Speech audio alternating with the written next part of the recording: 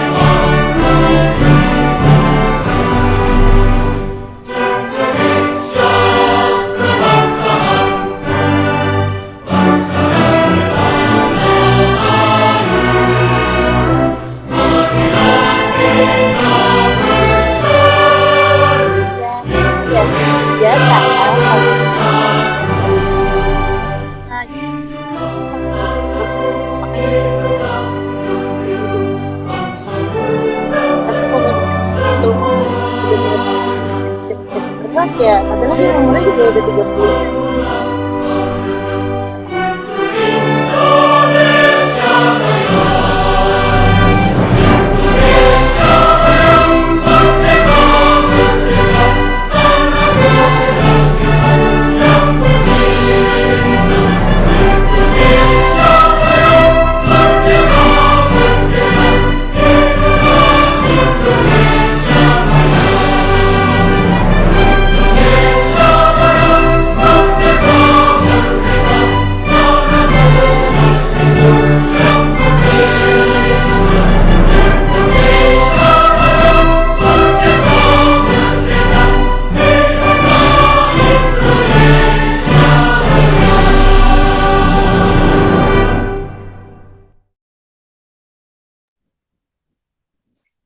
Thank you.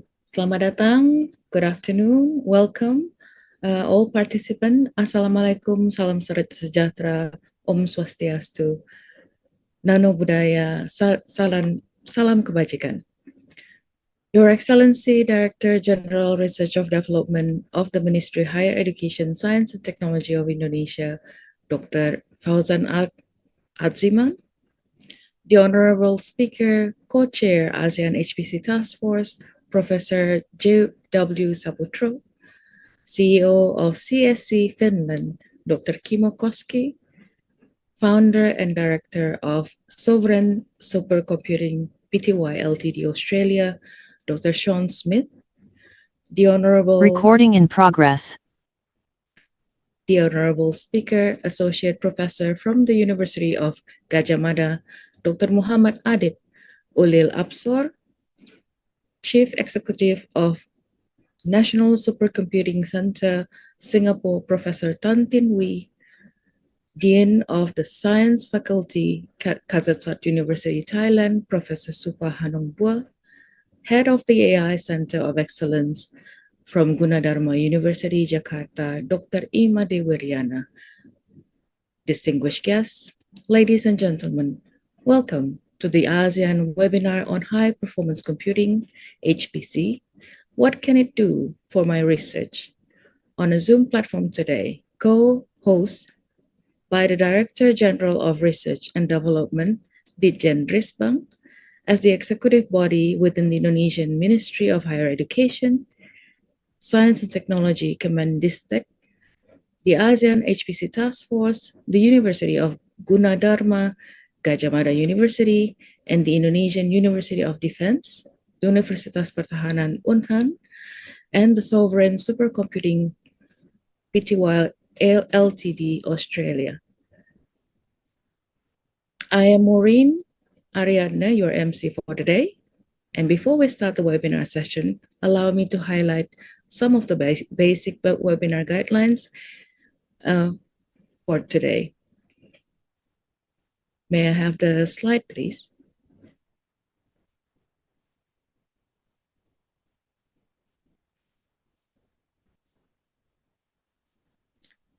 Please revise your name according to the Zoom format provided by the organizer with your country code initial, followed by the underscore name and underscore institution. Please use the designated virtual background and sent previously by the organizer. And please use the chat box for questions and comments related to the session. Please also turn your camera on and mute your mic at all times, not to disturb the proceeding. A post-test will be conducted after the webinar session, and to qualify you for certificate of participation, further information will be circulated by the organizer via email. Without further ado, I would like to invite the co-chair of ASEAN HPC Task Force, Professor J.W. Saputro, to provide his remarks and also to introduce the ASEAN HPC Task Force. Professor Saputro has taught mainly in the US, where he completed PhD at the University of Wisconsin-Madison. He also taught in other countries, including Canada, Brazil, Malaysia, and Indonesia. His academic area of interest include business process automation, e-government, and big data. After 21 years living in the US since 2011, he has been spending more time in Indonesia, where he helped establish and later serve as the CEO of MCA Indonesia. Afterward, he was tasked to found the Indonesian Science Fund, DP, and subsequently appointed as its first executive director. He later served as the senior advisor for the Green Infrastructure Initiative, bilateral partnership between Indonesia and Germany, and in addition, he also led the 1945 Institute, a non-profit organization focusing on research and innovation in collaboration with the Association of Traditional Markets of Indonesia. In 1995, Dr. Saputro founded Indonesian Olympiad in Informatics, which has been instrumental in the past 25 years in grooming the best IT talents of Indonesia. Also, since 2018, he has been actively representing Indonesia in the ASEAN High Performance Computing HPC Task Force to promote collaboration among the 10 ASEAN member states, as well as with the European Union countries, Japan, Australia, and the US. In the area of supercomputing, he's currently served as the co-chair of the task force. He is also a faculty member of Defense University of Indonesia, where he does research and teaching in the areas of high-performance computing, quantum computing, and cyber defense engineering. Professor Saputro, the screen is yours. Thank you very much, MC, or I would say LC, Lady of Ceremony. Good afternoon, everyone. It's a pleasure to be here. On behalf of the organizer of this webinar, I would like to extend a warm welcome to everyone from different member states of ASEAN. I would like to mention all of them: from Brunei Darussalam, from Cambodia, Indonesia, Laos PDR, Malaysia, Myanmar, the Philippines, Singapore, Thailand, and Vietnam. I think some of our friends from East Timor-Leste is also present. I would like, first of all, to welcome you all to this very important, I would say, historic webinar. This is, I believe, you're witnessing a history in the making, which is the development of HPC for and in ASEAN. When we first started the idea of this webinar, this will be the first, the inaugural series, the first installment of this webinar series. We only expected a few hundreds, maybe 300-400 participants. So we expected we don't need that many capacity of Zoom. But then we launched the form, the registration form within just a couple days, it increased. Within one day, we saw 1,000 registrants. Second day, 2,000 registrants. And then until the last day it was closed, it's reached almost 5,000 participants. This is a big surprise, and also a pleasant surprise for us. This shows the great enthusiasm as well as interest among ASEAN member states. Now, why are we doing this?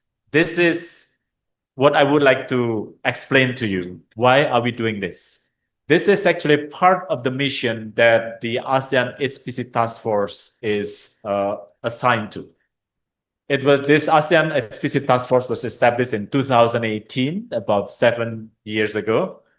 And the mission is twofold. First, we would like to develop the compute facility. We would like to develop the compute infrastructure in ASEAN, because we know we do not have the luxury. ASEAN do not have the luxury of having a big machine that can be used by its researchers. So we work on the supply side. We are working little by little, but we are getting there. But also the second mission is to build the capacity, the ASEAN human resource, the ASEAN human capacity in mastering and the technology, but also using the HPC technology to support its research. So we work on both supply side and then also the demand side. So that's why we are having this webinar today in introducing about what HPC is and what can it do for our research. We look forward to having more people understand the strategic value of HPC and having more people, more researchers getting more familiar about HPC and use the HPC to support their research. HPC is not only for computer scientists, it's not only for engineers, but we want to show that HPC is for everyone, for all kinds of science disciplines. So we would like to see that HPC is used in social sciences, biosciences, medical sciences, and all that. This is something that we will see during this webinar. So we are very blessed today to have the big names of HPC.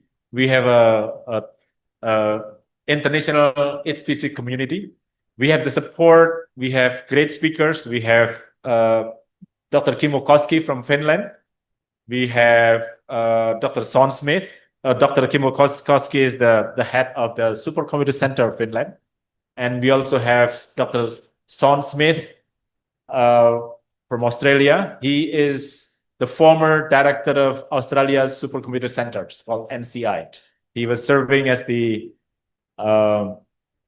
director from 2018 to just last year.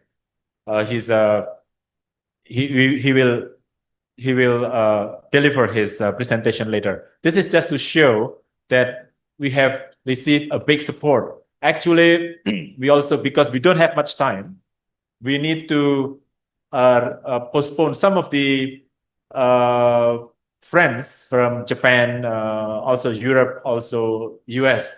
They are willing, hey, I'll be happy to share what we have done. All right, since this is a webinar series, we'll schedule that for the second or the third webinar. So we will have a series of webinar, maybe about 3 or 4 months, about 3 or 4 times a year. And we will keep you up to date on that. We are so happy about this. So without further ado, since we do not have much time, I would like to introduce Dr. Kimmo Koski, the CEO of CSC. It's the Supercomputer Center of Finland. Dr. Kimmo Koski started as the CEO at CSC in August 2004. So it's been there for 21 years with a mission to support Finnish research, providing world-class e-infrastructure and related services. In addition to building the HPC ecosystem in Finland, he has been involved in various European and global collaborations in high-performance computing, data management, networks, and cloud activities. Examples include EU initiatives such as Euro HPC, UDAT, EOSC, and PRAISE. These are the big names in the HPC community.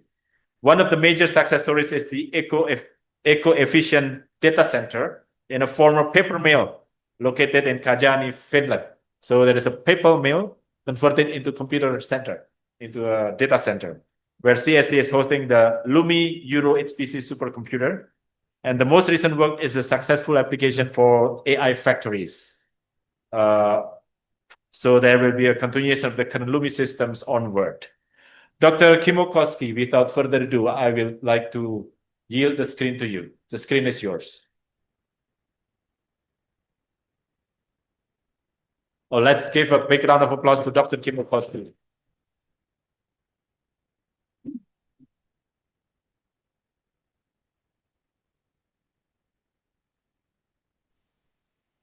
Hello, can you hear me?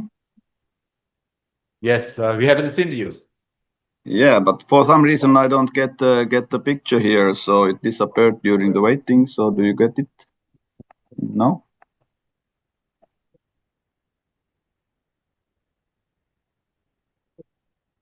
Is your camera on? Camera is on for definitely. It was on 20 minutes ago, but for some reason it doesn't seem to show me.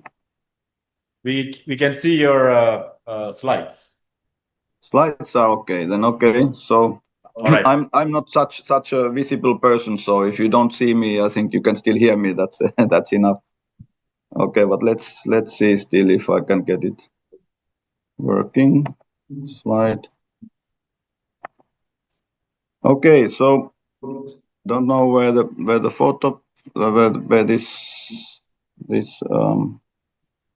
appear.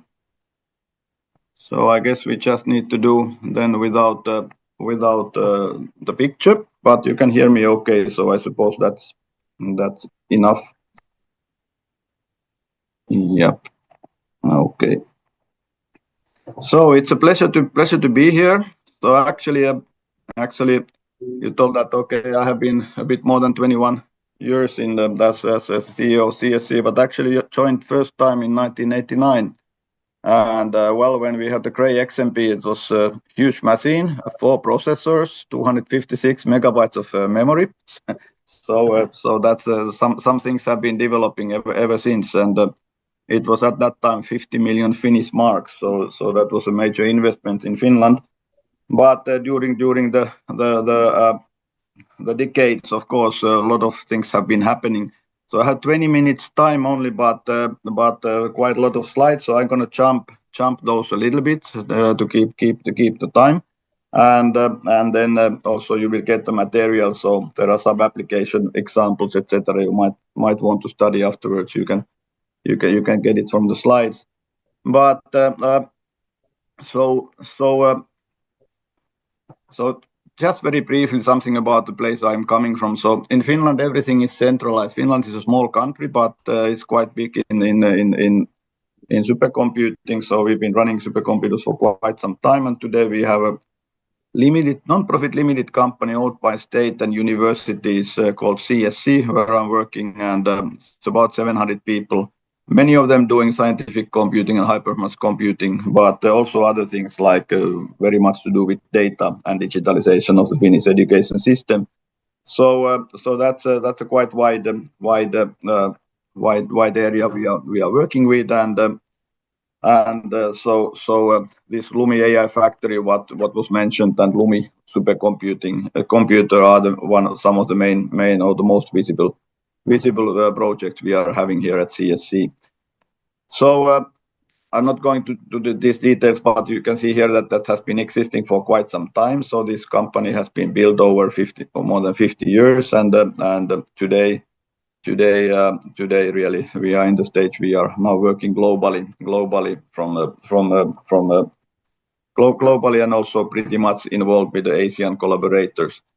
So it's actually, well, I mentioned that joined first time in 1989 when the XMP came, but took some years in between in Nokia and came back in 2004 myself. And we have been working with ASEAN high performance computing also for quite some time, especially during the last 5-6 years. It has been very active, I think.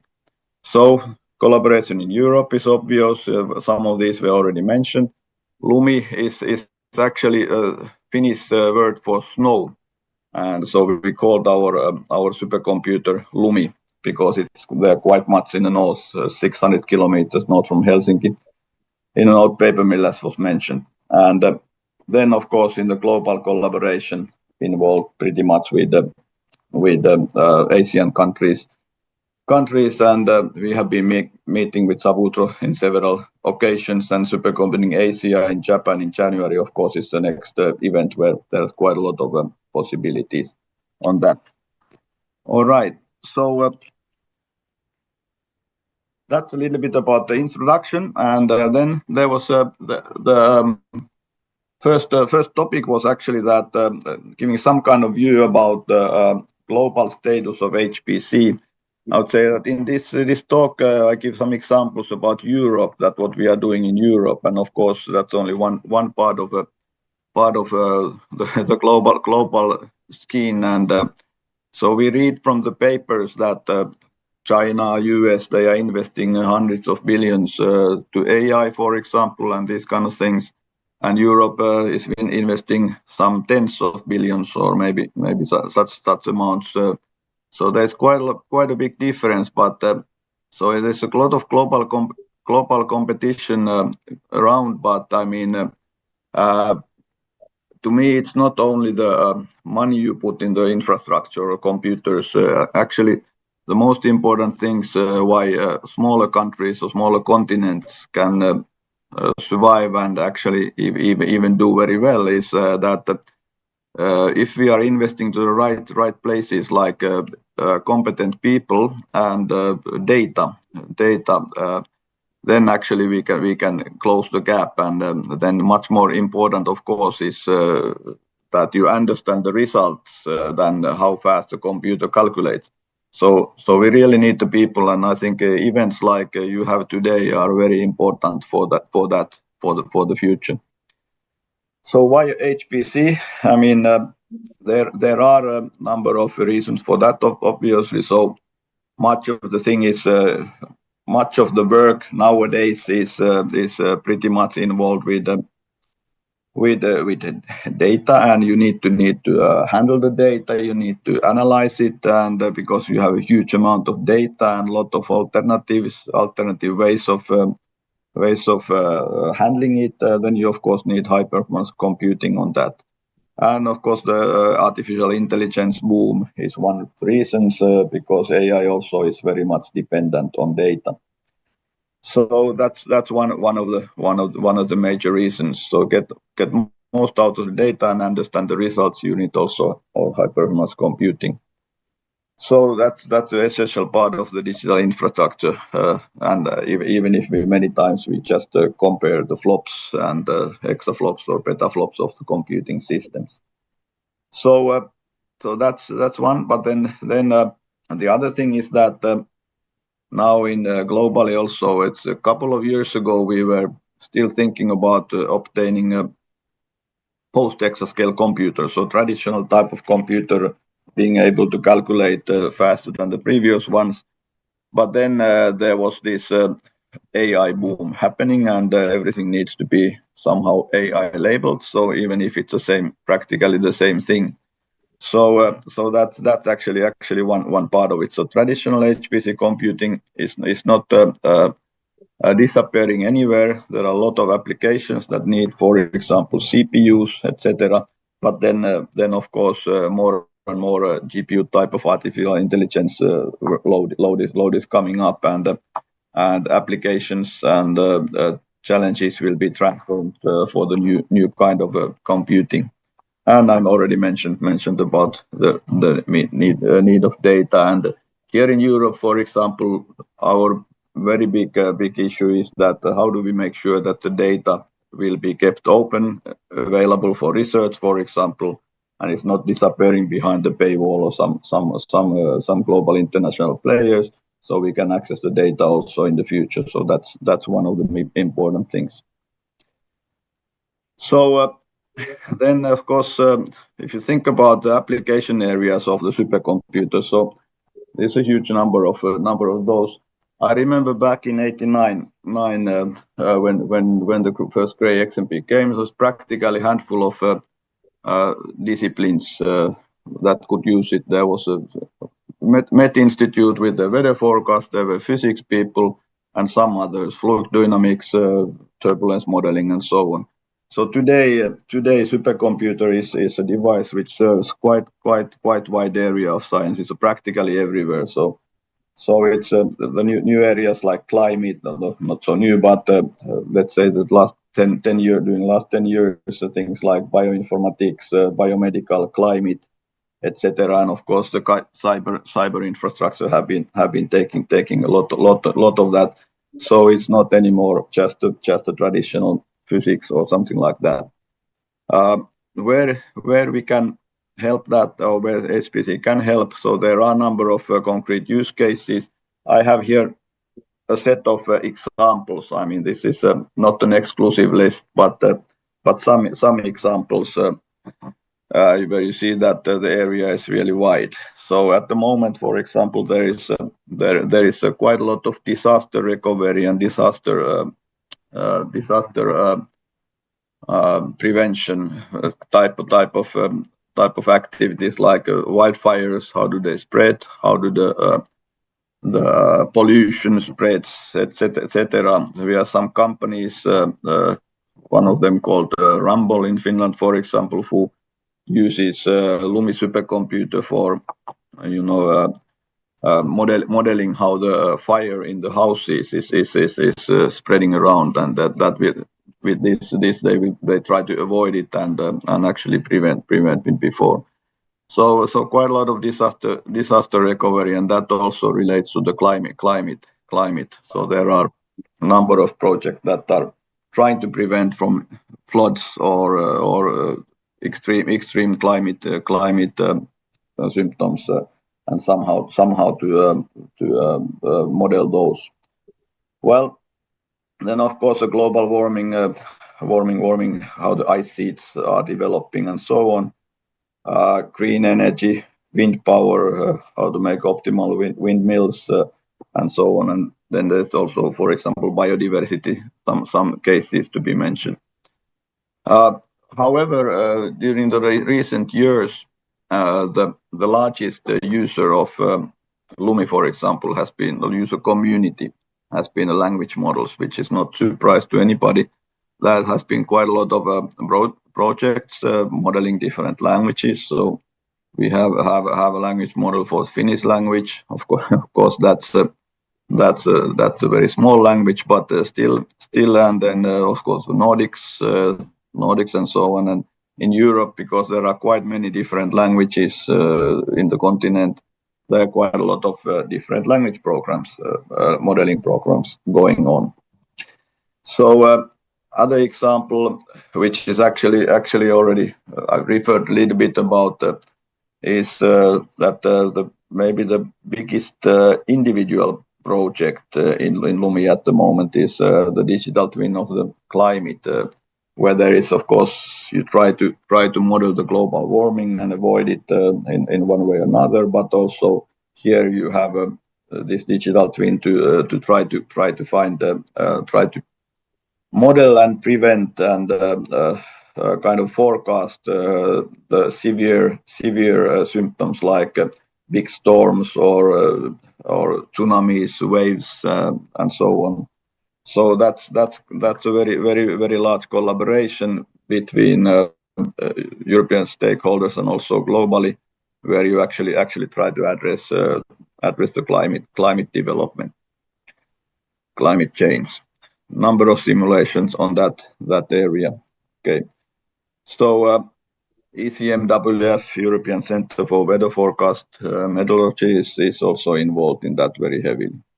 Then an example about solar physics research. There is a collaboration studying that, and there's also something related to the space weather. So the symptoms and what happens there in the space, which has an impact to the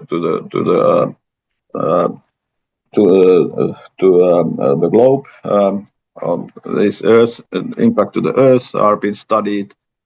Treatment of diseases, cancer diagnosis, of course, and cancer medical development is one of the major areas here, and also other like Alzheimer's or some other diseases have been very heavily studied with supercomputers.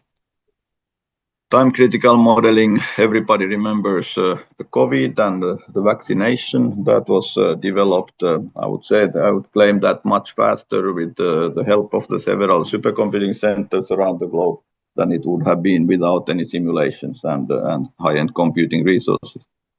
And so on and so on. So agriculture in Norway, there is a company called DigiFarm, and that's also working this with using supercomputer for developing agriculture, and so how do they do the farming more efficiently and provide better results from there, and so on. So there are a number of examples. Here is this Rumble I already mentioned about the fire simulations and so on. And today I think one of the major tools in modeling things is the digital twin, and many times. So I mentioned digital twin of the Earth, this Destination Earth program with climate, but there are also digital twin for biodiversity, for example, going on. Digital twin of the oceans. Well, we even have attempts to have a digital twin of the data center, supercomputing data center, to be able to provide better upload of the future systems, and digital twin of traffic, so on. So there are quite a lot of attempts to do the testing rather with computer than in the real world. So it speeds up a lot of things. And here are some of the examples. Okay, so time is flying. So then next a few examples about what we do in Europe. And here is the example: it's a LUMI supercomputer, which is actually a part in Europe. The system, there's something called Euro HPC. It's a collaboration among almost all the European countries and European Union, who is the funding body that actually funds and coordinates the European supercomputing systems. One of them being LUMI, which is, it's there in the center of Finland, in the middle of Finland, 600 kilometers north from Helsinki, in an old paper mill. Used to have a paper machines there. Nowadays there are computers, and it's since LUMI means snow, there's kind of the decoration of this is kind of a snowflake. So the computer this is a coverage of the computer here, and you find it there inside. It's about 40 racks. Most of that is GPUs. It's HPE AMD system, and there is also quite large CPU partition, but actually also GPUs.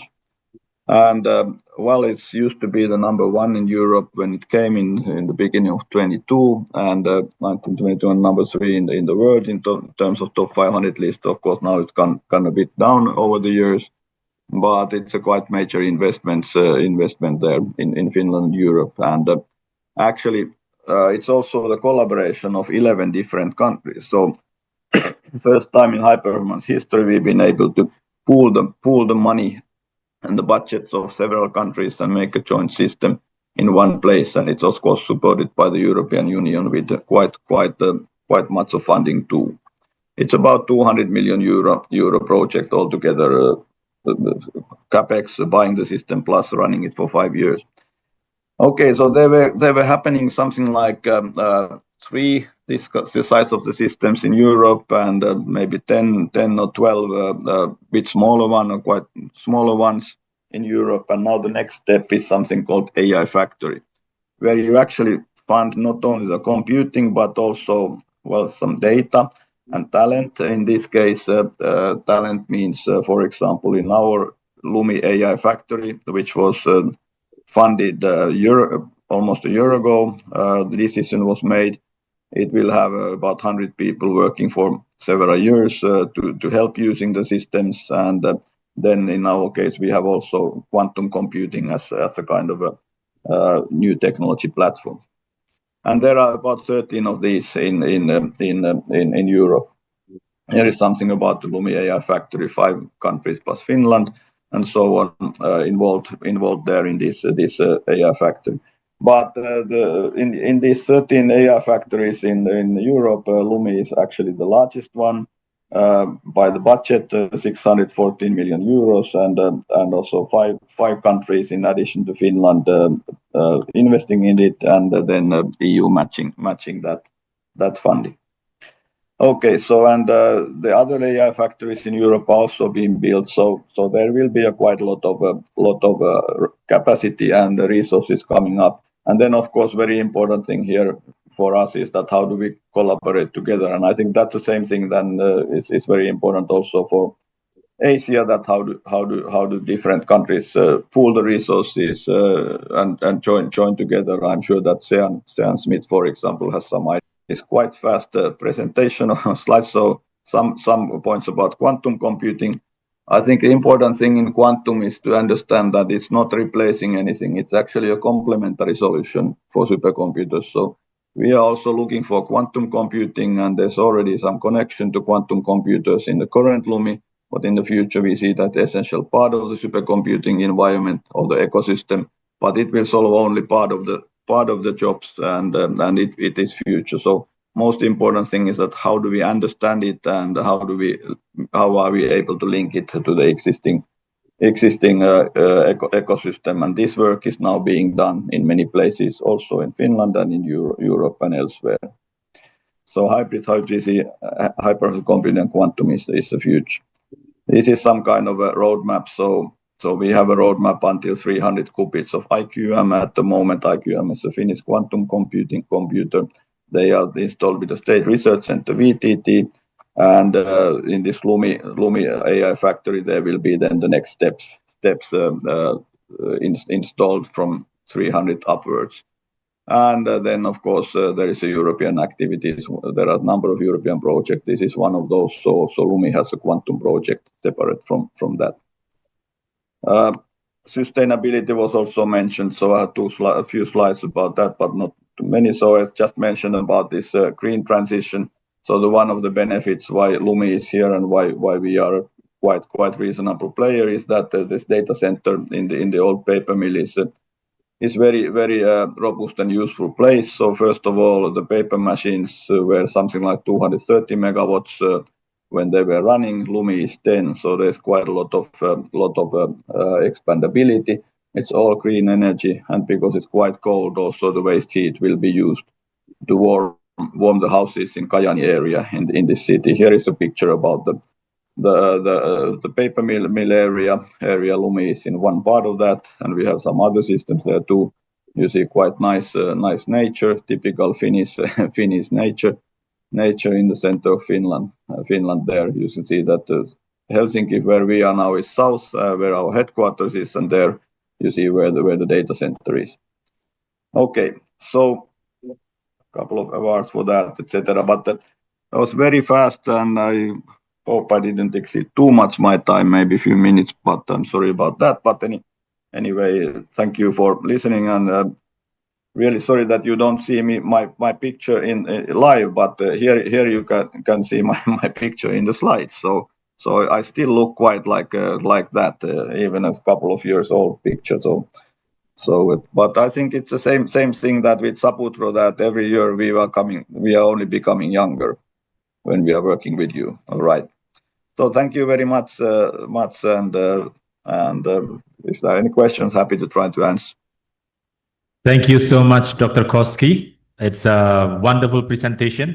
Would you please stay for a few minutes, because we would like to transfer to the MC. But before I'm transferring the screen to MC, I just noticed the one of your slides showing that your system is equivalent to 1.5 millions of laptops. If you stack them up, it's about 3 times the height of Mount Everest. That is a good way to visualize the power of a HPC.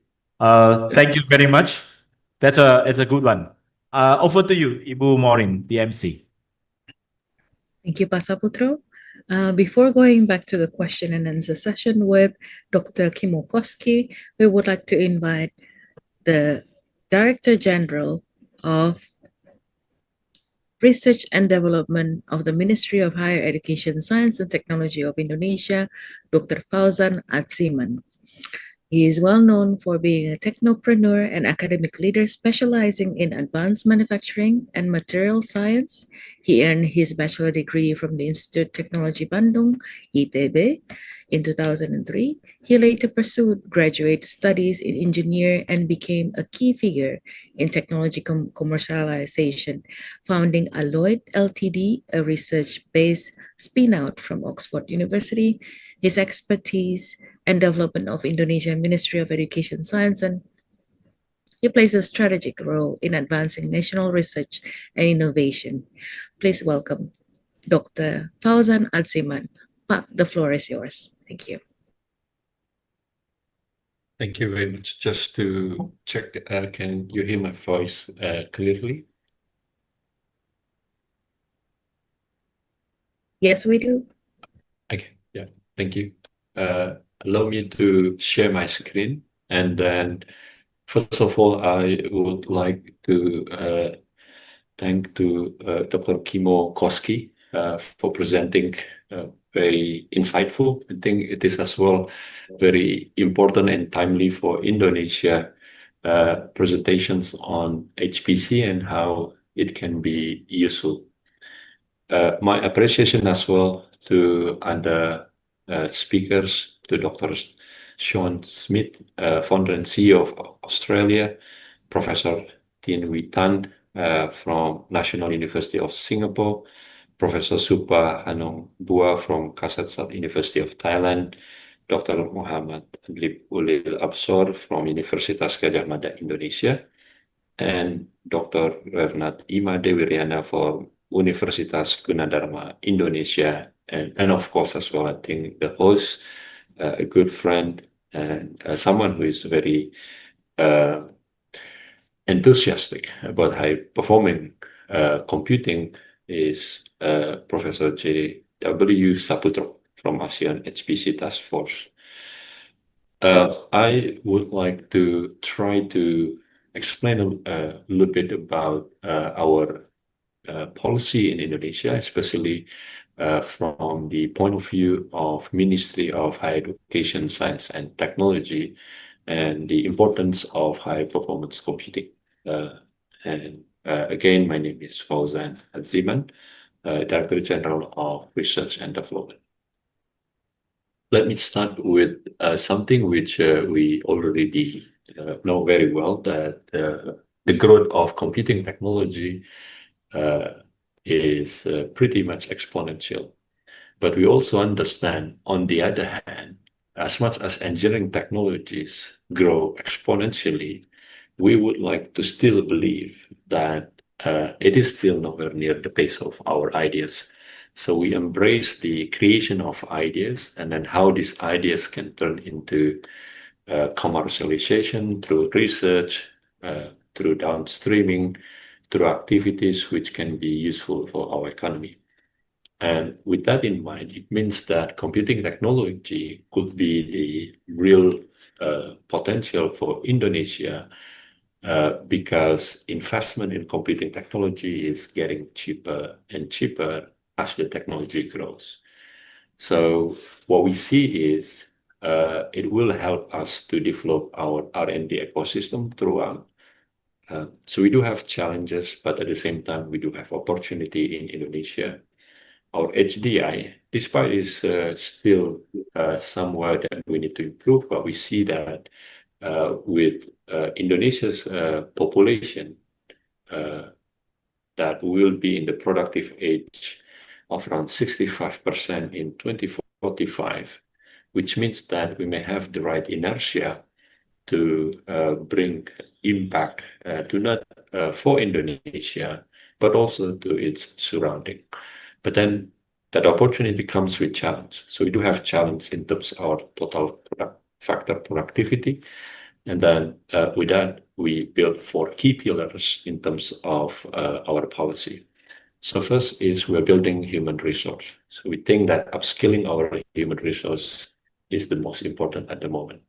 And then through today's webinar, for example, engaging international speakers, and then with all our community in academics, research institutes, industries, we feel that today's activity will help us, and then any follow-up action plan we will support as well in terms of collaborations, which may end up in improving our human resource skills. Second is we would like to improve quality of our research, and an improvement of the quality of research will need infusion process where we need to engage more with international community and then learn more and then build the technology in a way part of its ecosystem as well. And then the third strategy is what we call it downstreaming industry. So downstreaming industry means that high performance computing society can actually help our industrializations, because our industrialization process in need of digitalization, for example. And as mentioned by the keynote speaker just now, that digital twin, for example, is something which can help productivity of an industry, something which we need to learn and then we need to implement. And all that needs to also be built based on partnership. So partnership becomes very key. So we're embracing a number of programs to help our partnership to improve and to expand. And then the fourth pillar is adaptive technology. So Indonesia is a big ship in a way that we have 280, 290 million people with more than 17,000 islands, 700 languages, and all these come with opportunities, but also with costs. When we would like to change something, it will take time. But at the same time, we understand that a number of things cannot wait too long. So we need to build our policy based on science, based on data, based on evidence. That is where we are working at the moment. And as an example of what we try to build, so I will explain a few things. First is foundations that we built is both on the hardware side. So semiconductor, we start thinking about quantum computing and how development of human resources around that might be key. And then also development of the software side. So that includes, of course, artificial intelligence. And then where is HPC may sit? So HPC could be in the center. And also I write economy here, because we do hope science and technology can assist growth and the equity of Indonesia's economy, whilst boosting other fields from food security, energy transition, so on and so forth, until smart city biodiversity. So hopefully you can see that high performance computing, or the ability to compute, is actually will be central to the ability to improve productivity of other sectors. Just want to give an example of AI, because it's something which everyone is talking about. Dr. Oski mentions as well earlier. It is something which I think cannot be entangled anymore. So we need to think all together on the software side, the AI side, on the hardware side, on the HPC side. But again, combinations of HPC and AI, we do hope it will boost our renewable energy. Say that we are having ambitious target to improve share of our renewable energy. We're aiming by 2050, 31%, and I think it needs to be more, but we do need to explore more avenues so that this is possible, and then one of which is through the use of combinations of HPC and AI, understanding data, and then accelerate the improvement of these technologies. So our others are mentioned here from agriculture, healthcare, sustainable development, minerals, semiconductors, and so on. Now, we would like also to explain a little bit about what we try to improve within the country, that our research should not be based just on topics or national scale products that we would like to build, but it has to build based upon problems or challenges or challenge-based research funding. The reason of this is we would like to build further that collaborations through solving critical problems may help us to work together, and then multidisciplinary collaborations can be achieved. And then at the same time, we would like to build our industry based on deep tech. This is something that we need to still take time in building, but more and more we see sustainable economic growth will be based on technology transformations. Now, a few key examples that we are working on, for example. So we are working on linking key materials, product, energy technologies, both on the material flow side and energy flow side, not only on the physics development, but we're building also funding to build digital twin or computational development of this physics development of material product, especially in this case, as an example, in the green energy technologies. Indonesia is rich of natural resources, so we're in the process of downstreaming these natural resources into products. And then to improve our productivity and competitiveness, we need to adopt digitalizations and then digital twin, which essentially will depend on one is capability of computing, but two is, of course, infrastructures of computing through HPC. This is another just deeper example on how development of copper technology within the country, and then EV motor. For example, one EV motor requires approximately 1.6 kilometer length of copper wire. But then, as you can see that here you see multi-physics, and then within the multi-physics is actually we can improve products, and then we hope that by doing this more and more actively, we can improve product technologies within the country. Now, lastly, as mentioned by moderator, I think this is more an example that might probably be useful. So my background was also in the development of computational technology. So I did my PhD in applied mathematics, solving theoretical physics problems. And then for some time before joining in the government, I worked as an academic at Oxford University. And then we did build an ecosystem of spin-up where we really use computational technologies to supply manufacturing ecosystem. And then it did work well. And then, in fact, last year when I returned back to Indonesia, because the business expanded, not only in the UK, but also in Japan and in the USA. And then last year, I returned back to Indonesia to build further the business in Indonesia through partnership with a few companies in Singapore. So I see that values of computational technology is very high, and then I do recommend to our central government and also universities that there is no excuse that we are not strong on the computational technologies.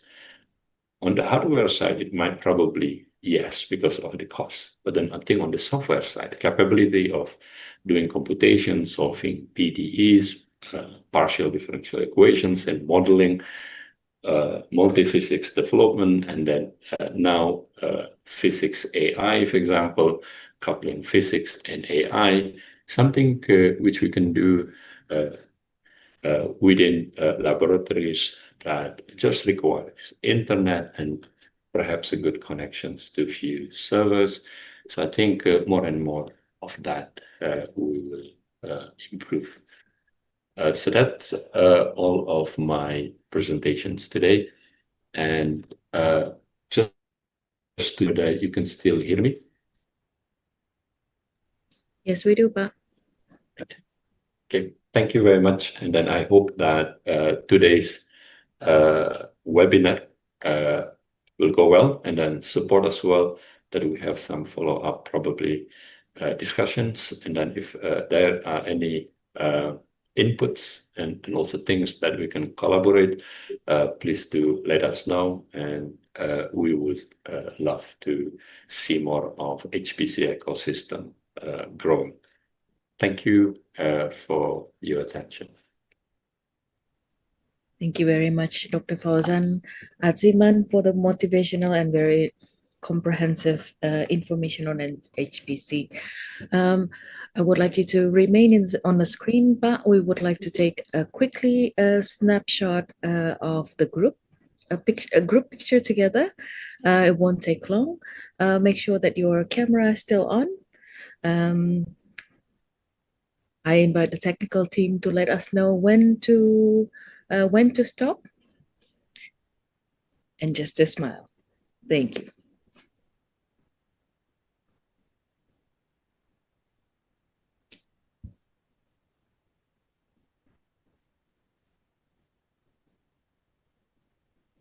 For those who still have their camera off, I would like to invite you to turn on your camera so that we would be able to have your present documented.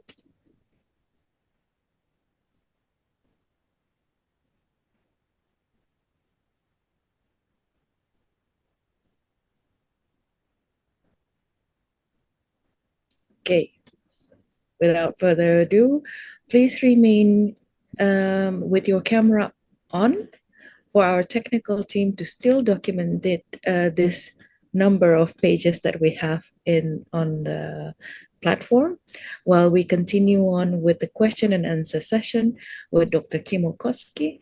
I return the floor to the moderator, Professor J.W. Saputro. Thank you, MC. The floor is yours. Thank you. Now let's go into a quick Q&A with Dr. Koski. Is there any questions from online participants or offline here? Anyone who'd like to ask questions to Dr. Koski? Please do.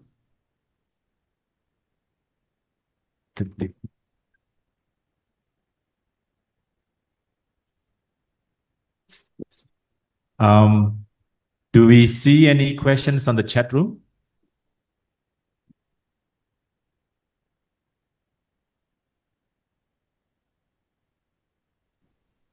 All right. Well, while waiting for questions, let me ask a questions to Dr. Koski. Kimo, are you still there? Yes, and maybe you see my picture now, or my face also now. You look sharp. Yes. Yeah, I could fix it.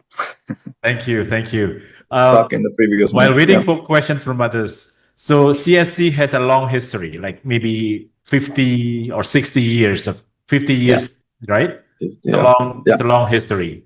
But for most of us, for most ASEAN member states here, we have not started yet, or some countries have started, but some have not. So what is your advice for a catch-up strategy for countries like in ASEAN? Over to you. Well, I mean, there are of course many ways to catch up. First of all, you have friends and colleagues in some other countries who are probably happy to help. But one thing that we did, I still remember back in '89 when the first supercomputer really came to Finland. Finland, and is that we didn't hire only computer specialists or operators or these kind of people who are running the system, but we actually hired also a few scientists whose task was not to do research at CSC but support other people's research. So because it's it's not very easy to start working with let's say you have some ideas, you need to put the code to, for example, to tens of thousands of cores and parallelize it or develop it. So you need some help, and so we hired a couple of people first to start with this kind of user support, who has the background was in mathematics or fluid dynamics, etc. But their task really was to help the others, not to do their own science. So, and this principle is still at CSC now, even if we are 700 people, is that CSC has a lot of now maybe 100, 150 with research background, but they are not either doing their own research, but helping the others. So we are supporting research, not doing research ourselves. So research is done in university and research centers. That's one thing I think then one could so invest on people also, not only hardware. Thank you. So you have like 700 staff, right? How many are researchers? How many are support staff or administrative staff? Yeah. So research background, I would say that well, first of all, it's in three areas. One is advanced computing facility, where all these high-performance computing, quantum, AI, etc. is. So from that, maybe 250 people, 200 have some kind of research background. Even I have a research background, but I haven't done research for tens of years.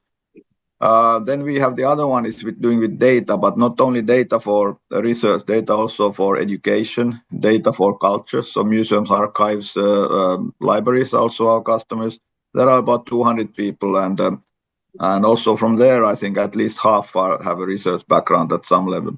And then there's a digital transformation of universities, about 100 people, and so and same thing there. But there are also some kind of administrative mode maybe than the others. And then there's some kind of supporting structures like international collaboration, data centers, and so on. And they are the data center people, for example, are pretty technical instead of research oriented. So it's quite a lot still, but they are not doing their research; they are helping the other people's research. Thank you. One last question before you go. One way to catch up is to learn from you, because you have learned, you have started much earlier. Would it be possible for staff from younger researcher here to come visit or spend some time at Kajani to learn from you? Is there any program that we can come to learn how to manage a HPC infrastructure, to learn how to do research using HPC, all that kind of thing? Is that possible? Oh, yeah. So people, we have a number of delegations also in Kajani to visit the data center. It's kind of it's last year I think there were about 2,200 people. So it's not really a tourist attraction, even though they say so in Kajani area. But there are delegations from the students to decision makers. Sometimes they're coming to see that we can show it. But there are many ways. For example, of course, a visit is possible. But some of your researchers could also, or young students who want to go to this career, could, for example, collaborate with the Finnish universities, stay in some of the Finnish university, and then use our systems, and of course visit us too. So there are multiple ways of doing it. So some people come with the delegation to get the overview. Sometimes there are also research leaders, this kind of thing. Sometimes people come here for the exchange. We don't really have an exchange program at CSC, but there is an exchange programs in universities, and they are using our systems. And we can organize visit programs. It's not a problem either. So it's many possibilities. All right. Thank you. Thank you, Kimo. I think it's a good place to visit if we want to do serious study, not to do tourism, right? That's the Yeah. that's the motivation. Yeah, if you want to do serious work and don't let the nice weather disturb you. If you come in November, you want to stay inside with your computer instead of outside. But All if you right. want to have some tourism and nicer weather, you can come in the winter or in the summer. So depending on if you want to ski and like cold, or you want to have a warmer environment. All right. Well, thank you so much, Kimmo. Let's give a big round of applause to Dr. Kimmo Koski. Thank you for your time. Thank you. There are several questions that on the chat, but we will forward those questions to Dr. Koski and he will get back to the questions. We actually take notes of the questions. Now let's move on to the next. I'll hand it over to MC. Over to you, Ibu Maureen. Thank you very much. Kimmo. Thank you. Thank Thank you, you. Dr. Kimmo Koski, and thank you, Professor Saputro. Would like to introduce you our fourth speaker of the day, Dr. Sean Smith. Is a distinguished chemist and former director of Australia's National Computation Infrastructure, NCI, during his tenure at NCI, and a professor of computational nanomaterial science and technology at the Australia National University. He oversaw the operation of Australia's largest public supercomputer and advanced the country's computational research capabilities across multiple scientific disciplines. Dr. Smith directed the Center for Nanophase Material Science while in the Oak Ridge National Laboratory and founded the Integrated Materials Design Center while in the University of New South Wales. His expertise encompass computational chemistry and nanomaterial science, research infrastructure management, and international research collaboration framework. He is the founder and the director of the Sovereign Supercomputing Pty Ltd of Australia. He will present the HPC for material science, a case study. Dr. Sean Smith, the screen is yours. Thank you kindly for the introduction. And indeed the opportunity to participate in this webinar today. I think as Professor Saputra mentioned, it's a really special development, and I'm sure it's going to lead to great things going forwards. I'm just going now to share my screen, and hopefully this all works out okay.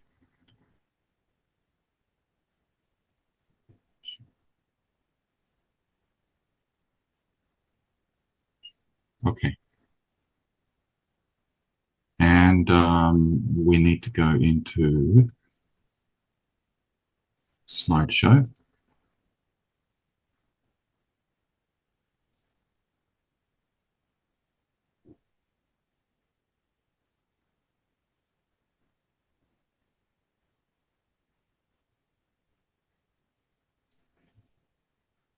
And swap so you can see the slides. Can I just double check that the slide only is showing now? Yes. And you can hear me okay? I can hear you clearly. Super. Go ahead, Dr. Sean. All right. Thank you. So today I'm going to tell you a research story which was a body of work my team both at UNSW and later UNSW in Sydney and later at the Australian National University undertook over a number of years. It's a fun story, as you can see from the cover graphic that we generated for the work. And I look forward to telling you that about that particular journey, because it encompasses a number of different types of computational chemistry modeling and gives a sense of what can be done when you have some creativity and a lot of hard thought and hard work going into it. So this is a story I will tell you. It's about it's at the nexus between chemistry, biology, pharmaceutics, and drug delivery, and engineering, in the middle of crossing all those disciplines. So it's a multidisciplinary story. Before I dive right into it, I thought I would just divert very briefly to talk about a few general trends, and a lot of this, in fact, was covered wonderfully by Kimmo, so I don't need to dwell too much on it. He's told you very well about how data is exploding across so many domains and transforming the way that HPC is envisaged and utilized across virtually every part of society and all research domains these days. AI is playing an increasingly transformative role in all of this. We're seeing new domains, which if you went back a few years, didn't really need to have much to do with supercomputing or high performance computing, HPC. And yet now, because of the capabilities of large scale data analytics and AI, these communities are moving into the space and demanding and requiring access to compute at scale. Data sets have become so large that even data analytics is a compute heavy job now. It used to be, if I went back to when I started with the NCI back in 2018, colleagues would do analytics, data analytics on the cloud, which sits off to the side of the big machine. And when they needed a big compute job, they would push it to the big machine. And they would pull the data back and do analytics back in the cloud again. Over a period of 2 or 3 years, the data sets grew so much that they couldn't do that anymore. Even the data analytics has to be pushed onto the big compute engine. And now we see the exponential growth beyond that in terms of AI model training. The other thing I noticed that computing is no longer restricted to interpreting, and this is in physical science kind of space that I come from. It's no longer restricted to simply interpreting what's going on in experiments and processes. It's now playing a key role in guiding them because experiments are very labor intensive and they're very expensive and you can't repeat them too many times. And so if you can use high performance computing and scan the space and identify better targets to go after, then you don't need to do so many experiments and it becomes cheaper and more efficient. And we saw also Kim Okoski was telling us about the work on LUMI in terms of digital twins across many different domains. And these are live evolving models of systems for which often you can't even do an experiment as such, but you need to be constantly informed in terms of how things are changing and how they might change going into the near future. And so all of these things are basically pushing high performance computing everywhere. In economy and finance, all different research domains. So it's a fun and exciting time to be in this space. Let me now move on to telling you the story. This comes out of the basic space is in drug delivery.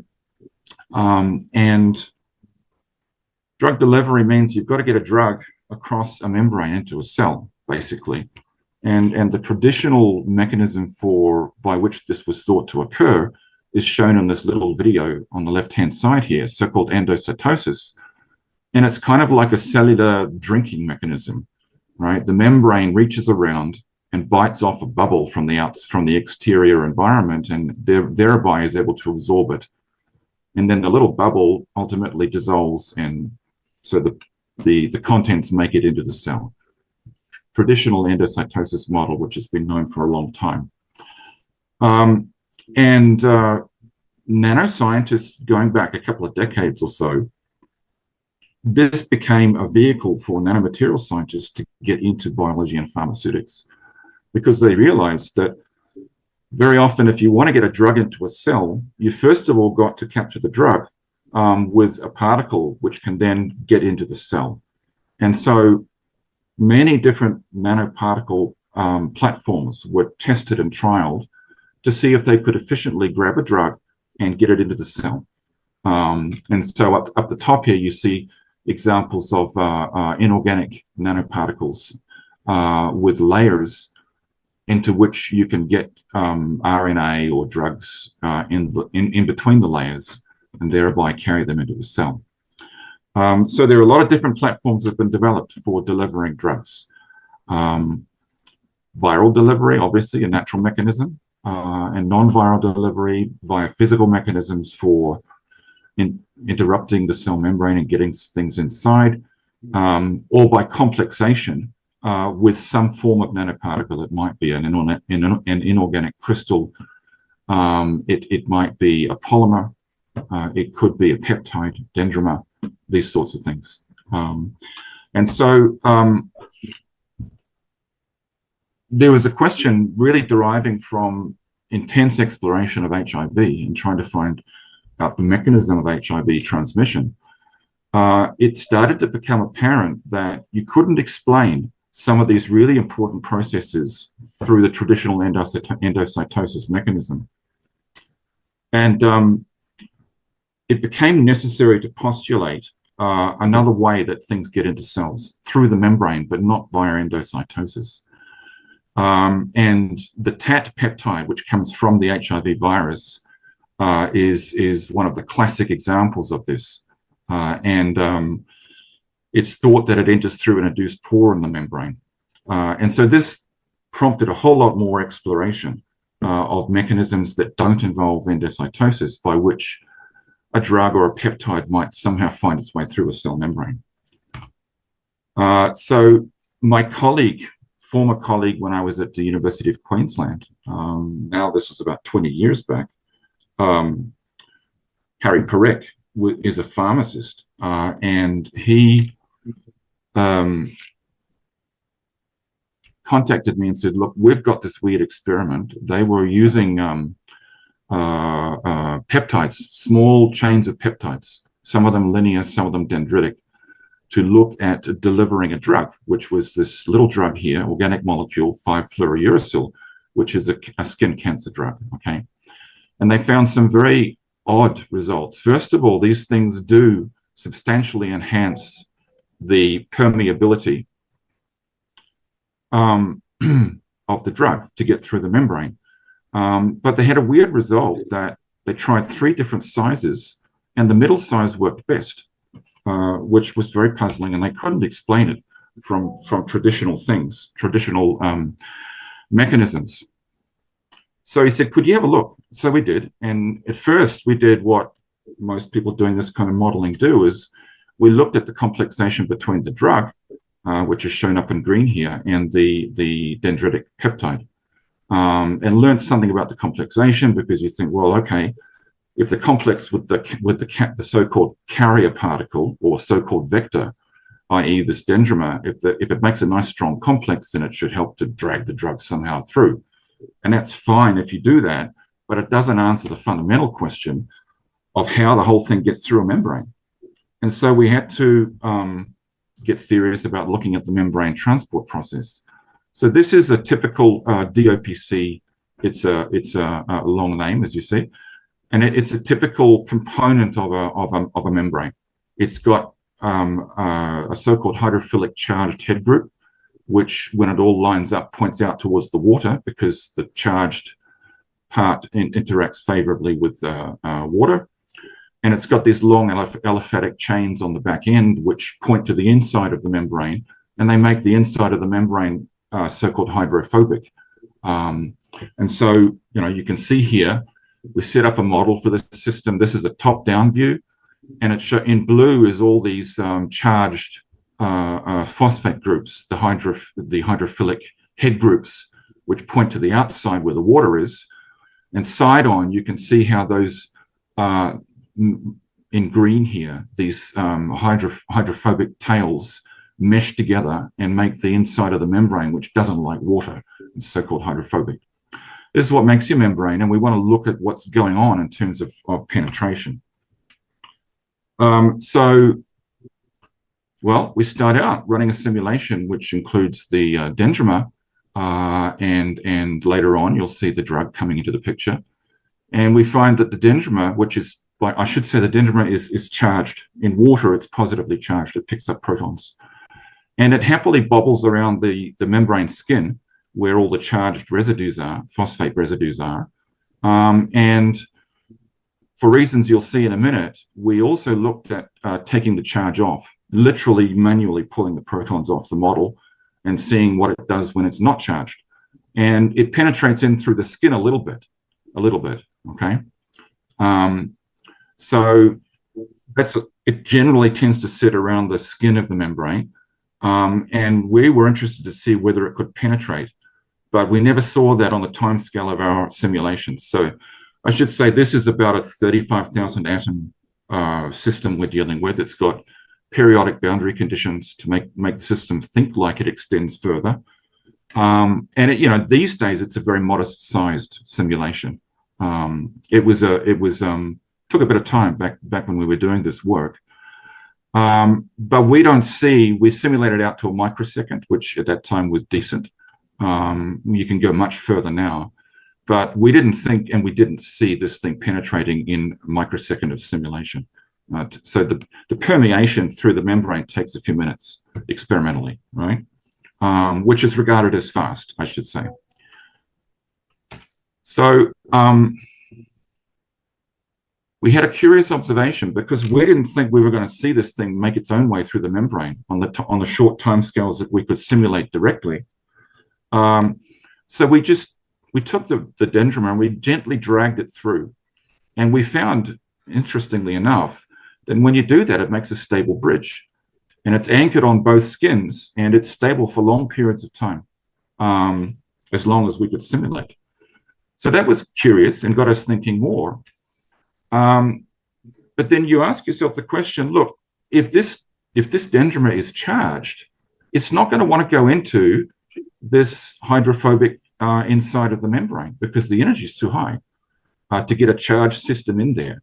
Things inside here like to be non-charged, basically, right? So the question was, well, how would that happen? So we looked at the free energy pathway to gently pull that dendrimer through. And it's a very high barrier if it's charged. If you take those protons off and let it be uncharged, neutral, it's a much lower barrier. So this got us thinking, well, how could the system get in under the skin, shed its protons, and transfer onto the red curve instead of following the black curve, right? I'm going to move through it quickly because I don't want to overrun time here. But we saw that, in fact, if there was a way that this dendrimer could drop its protons, shed its protons, and then it might well be able to find its way through the membrane if it's not so highly charged. And the question really then is, well, how do you do that? What you need is a wire so that once the dendrimer wriggles into the membrane, it can shed the protons back through a wire outside, right? And what we found as we looked further was that, in fact, water can do this for you. I'm just going to pop back for a second. These are density profiles. The blue line is for water. 0 is the middle of the membrane, right? And 2025 is outside the skin. So you see the water concentration drops, but it doesn't disappear until you get way inside. And it's in this region that there's enough water to make a wire.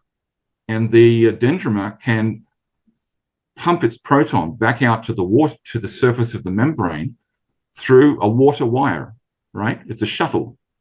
And so we explored this with full quantum chemical calculations. You can't do this with the kind of molecular dynamics simulations I've shown you so far. So we constructed these as full quantum chemical models and did the calculations to look at the barrier for shuttling the proton back out to the surface of the membrane. And it's relatively low.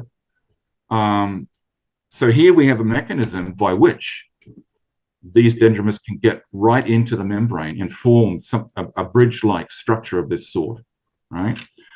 So what I now will very briefly summarize is the really staggering result that happened after that, because my postdoc Sergio had put the drug in and was running simulations to see what would happen. And he noticed for one of his simulations that the drug was starting to make its way along the dendrimer, along the bridge. And lo and behold, after about a month of looking every day at this simulation, he sent me this email. Hi, Sean, do you want to see a video? 5FU past the membrane at last. I still can't believe it. So this was the first ever observation through molecular dynamics of a drug passing through a membrane without any pores or any other mechanism. First time it's been seen. And we were very excited. So we did free energy calculations and showed that if the drug is going through on its own, it's a large barrier. If it's going along the dendrimer bridge, it has almost no barrier, which would seem to explain the observations. The final thing is, well, why was the 8+, the middle-sized dendrimer, more effective than the small one or the big one?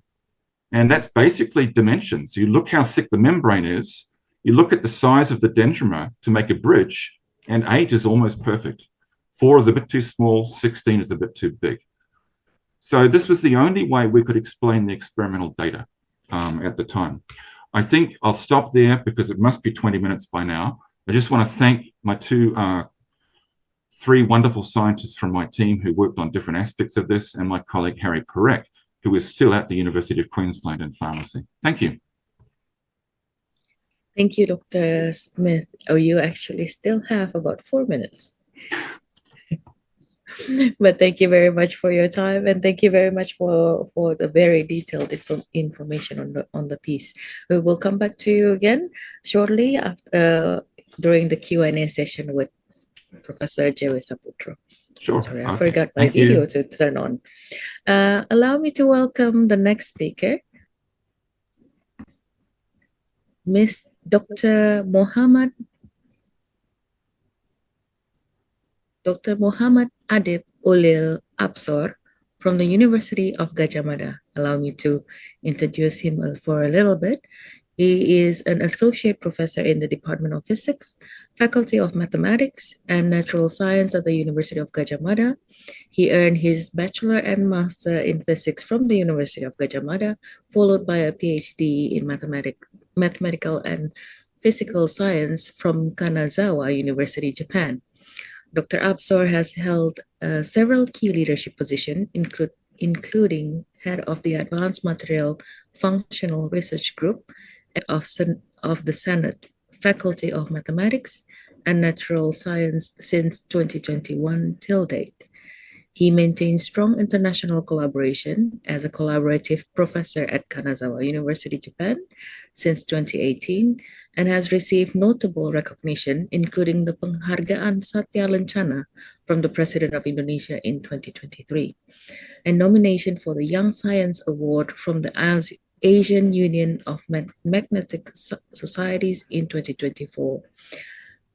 Dr. Absor's research expertise centers on computational material design in condensed matter physics, with particular focus on the development of quantum and spintronic materials using advanced quantum simulations and density functional theory calculation.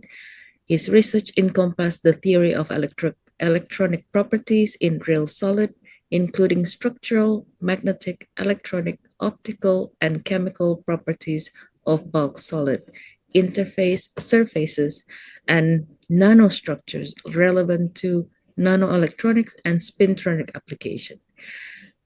Dr. Absor, are you there? Yes, can you hear my voice? Okay. Yes, I can see you. Dr. Absor, the screen is yours. Okay, thank you, Maureen, for your kind introductions. So, good afternoon, everyone. First, I'd like to thank the organizing committee that invited me to give presentation in this international webinar, High Performance Computing, supported by the Ministry of Higher Education, Science and Technology Indonesia in collaboration with ASEAN HPC Task Force 2024-25. So in this occasion, I would like to share our experience for using a high-performance computing system, in particular for supporting our research in the field of computational material design for advancing material discoveries. So my name is Muhammad Adib Absor. I am an associate professor at the Department of Physics, Faculty of Mathematics and Natural Sciences at Gajah Mada University. Okay, before I go into my presentation, I would like to introduce our research group. So as introduced by Maureen, now I am working on the computational material design for advanced functional materials. And currently we have two main research groups. Firstly, we developed spintronics material and related applications. And secondly, we have the interface of environment and energy devices research group. So for the first part of research group, we have developed quantum material and spintronic materials in order to understand the mechanism due to the interplay of the spin-orbit coupling, electron momentum, and symmetry cooking, and investigate the fundamental phenomena such as spin transport, spin electronics, and also spin thermoelectricity. And another part is interface of environment and energy devices. We have developed fuel cell materials, solar cell materials, and also thermoelectric materials, and membrane for carbon capturing materials. This research is more applied since we have collaboration with experiment.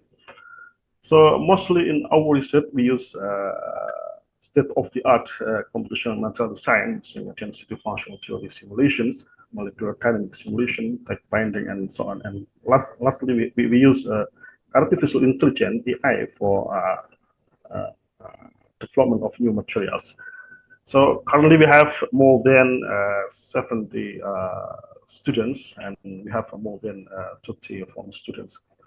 So actually we have several collaboration in our research. So our collaboration report national and international levels. So nationally we have collaboration with several institutions in Indonesia, such as the PRINS, National Research Institute of Science, and also with national universities such as ITB, UI, and so on. And also we have international collaboration with mostly with Japanese university. Since in our research we applied and use supercomputing system, so our collaboration with Japanese plays an important role since we have a sharing facility from several universities in Japan. Okay, now this is our international activity. We have also participated in some of international seminar or international conference supported by academic associations, both in physics and material sciences.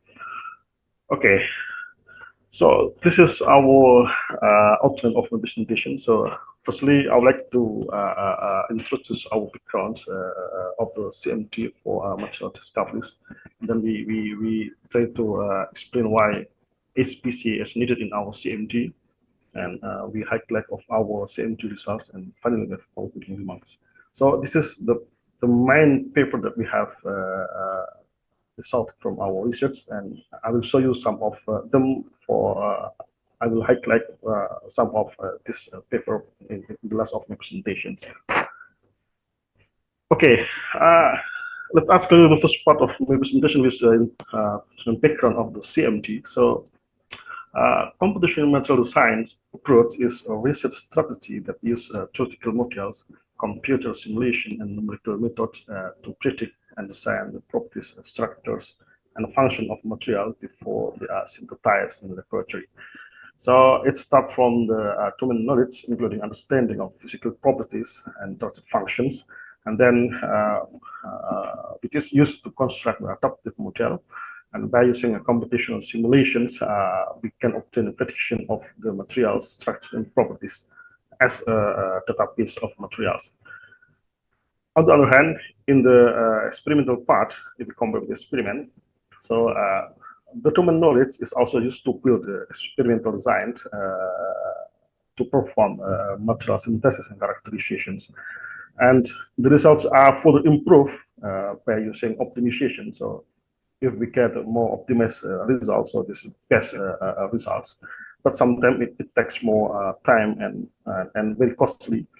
And after that, we validate our results in terms of repeatability and reusability. Therefore, our CMT predictions can help to build a material database and guide synthesis before actual experiment, save time and cost, and support the design of new materials. So this is an overview of our simulation method. Depending on the size of the scale of material system, we have several CMT simulation methods, starting from the quantum chemistry method, quantum many-body perturbation theory method, density functional theory, and for the large system, we have the finite element method. So, okay, at the small scale, Usually at the molecular level, we have quantum chemistry, but moving upward, we have the quantum many-body perturbation theory and density functional theory. Usually, they are applied to investigate the more complex systems, such as the superconducting, also oscillator structure system. And at the nanometer scale, molecular dynamics simulation help explore the behavior of larger system. For example, for the batteries, and as the size increases to tens to 100 nanometers, force field method is usually used for studying biological molecules like DNA or proteins. And finally, if we have the micrometer or millimeter scale, so finite element methods are used to mechanical properties, to understand the mechanical properties of the bulk or elastic materials. So this is typical of the CMD simulation that we can use to our simulation for predicting of new materials.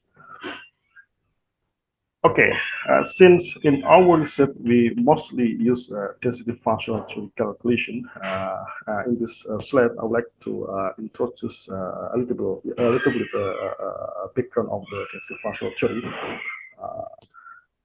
Density functional theory is a first principle method used to calculate the electronic and energy materials. In principle, DFT is exact for the ground state, but practically its accuracy depends on the choice of the parameters, type of material, and the property that we have to be studied. And for this DFT theory, this method required to solve three-dimensional complex nonlinear different equation self-consistently. So this is represent the complexity of our methods. Basically, we have the input structures, and the computer will process by using this algorithm, and then we get the output of the DFT calculation as a descriptor of the function matter that we have to be predicted. So the question is why high-performance computing system is important in the CMD simulation, particularly for the density functional theory simulation. So this is the highlight for the large scale material system. Usually it requires systematic automating density functional theory calculations, which requires powerful computational infrastructures. In my experience, we use a supercomputer in Japan, Aito supercomputer Kyushu University. This is consists of 10^43 petaflops, with the CPU is 7.72 petaflops, and CPU is 2.71 petaflops. Now, so we use some of another supercomputer in Tokyo, using the IESSP supercomputer center in the University of Tokyo. And here, supercomputers provide the enormous computational power needed to run this large-scale computational system by using high-throughput simulation quickly and efficiently. And in this case, a major component of the study is needed. For example, we need to develop the effective algorithm, and sometimes also we need very large computational infrastructures. And lastly, we have digital and data mining for material informatics. So open data piece using the result of the large-scale computational system. So this is one of the example of the result of the high-throughput density functional theory calculations presented by this paper.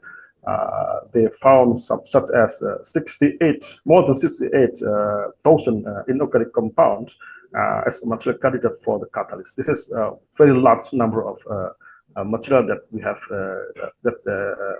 obtained in the large-scale simulations using a supercomputer. So here I show you some of the open database platform that usually use by using high throughput density functional theory calculation using the supercomputer platform. So there are many open database platforms that we can use for our information in material discovery. But one of the important example is the material project. This is a very big open database in which we have they have more than 30,000 registered users and 65,000 compounds calculated, and even more than 75 million CPU hours invested. So this is very large scale, even demonstrating the massive impact of open database in computational material science. Okay, so one of the challenges in computational material design simulation is when we have a large scale system here. CMD simulation is can be solved by using the HPC, which is applied to various fields. Here we found some of research field that we have to do in using a very large scale high performing computing system, starting from the low energy chemical processing, electrochemical battery, and so on. And this is just example if we use density functional theory as CMD simulation method. So we have usually in DFT calculations, we can still calculate of 1,000 atoms due to this complexity of algorithm or an over 3 algorithm. But for the larger atom, for example, if we have 10 power 6 number of atoms, so we have this algorithm may need more computational resources. So sometimes we need to develop another algorithm by using the low order algorithm of the computational simulations. So usually HPC can handle large simulations, accelerate discovery, reducing trial and error, and supports multi-skill and multi-physics problems. Okay, now currently we also implement, which is another challenge of the CMD simulation. We implement the artificial intelligence platform to assist our CMD, to accelerate our CMD simulations. So usually in the CMD workflow using AI, there are 3 main elements. Firstly, we have the material data set, which consists of the data based from the experiment and computational simulations, and then we have the machine learning models in which we have the train with the descriptor and predictors, and then the output in the form of the property predictions, structures, and quantification, and material science. So this is the example of the how the TFT data and physics-based descriptor combined with the machine learning can be used to search a stable high perovskites. Out of 354 perovskites here, monolayer model classifying them into stable and unstable compound, enabling the prediction of the 10⁴ double high perovskite. This is very huge number of double high perovskite identifying from the machine learning models. And this is important for accelerating our material design. Now, I'm trying to introduce our results in which we use the computational material design by using mostly density functional theory simulations. So firstly, I want to show the CMD for high performance spintronics. Here we developed spintronic material for spin field effect transistors. In this research, we use bismuth-based two-dimensional material for our material candidate, and we developed the spin channel material here, and we obtained that bismuth two-dimensional material is promising material for high performance spin transport in the spin field effect transistor devices. So this is our publication that we have to find of we have to write in our result in our computational material design simulations. So another result is the discovery of the two-dimensional transistor metal tricalcokinate system for a spin-hole transistor. Similar with the spin-filled transistor here, but in this case, we put some of material with specific property in which we can transfer the spin polarized state from source to drain channel here. But because the source and drain channel, we have a spin Hall effect, so we can just move the spin polarization by keeping the unidirectional spin polarization in this side. So in our research, we obtained that the transition metal tricalcokinate system having a line defect here can be used as a potential candidate for the spin-hole transistors.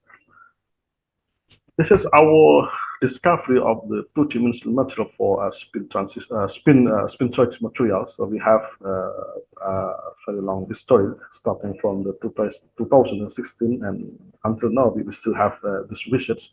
So we discover many two-dimensional class of material, including transition metal tricalcokinate system, group 4 monocalcokinate system, and a family of gallium XY system, and also compound group 4-5 compound of the two-dimensional system.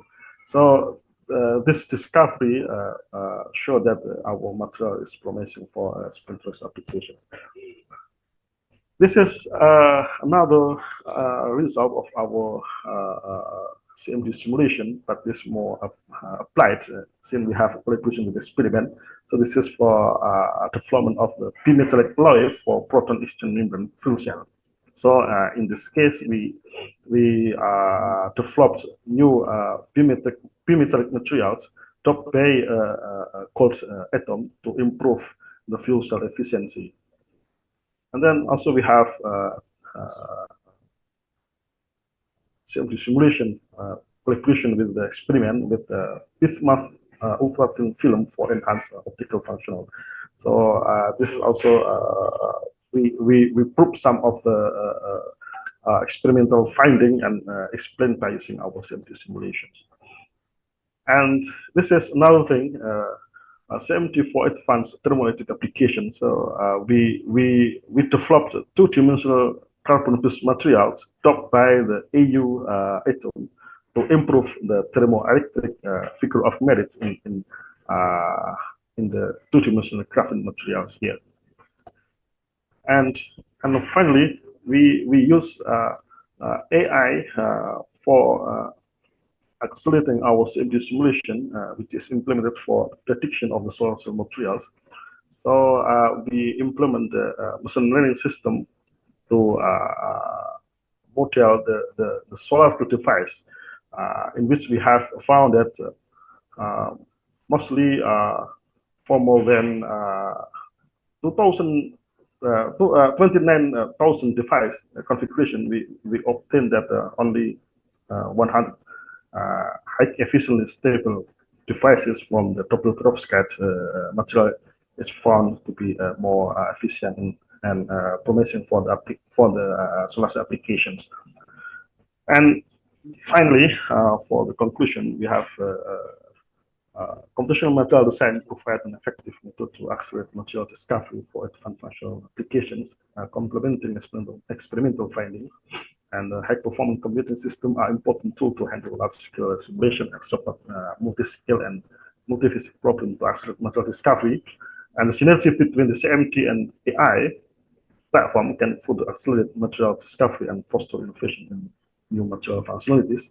And finally, we highlight our CMD result for various advanced functional material applicable to spin tracks, electric technology, and interface for environment and energy devices.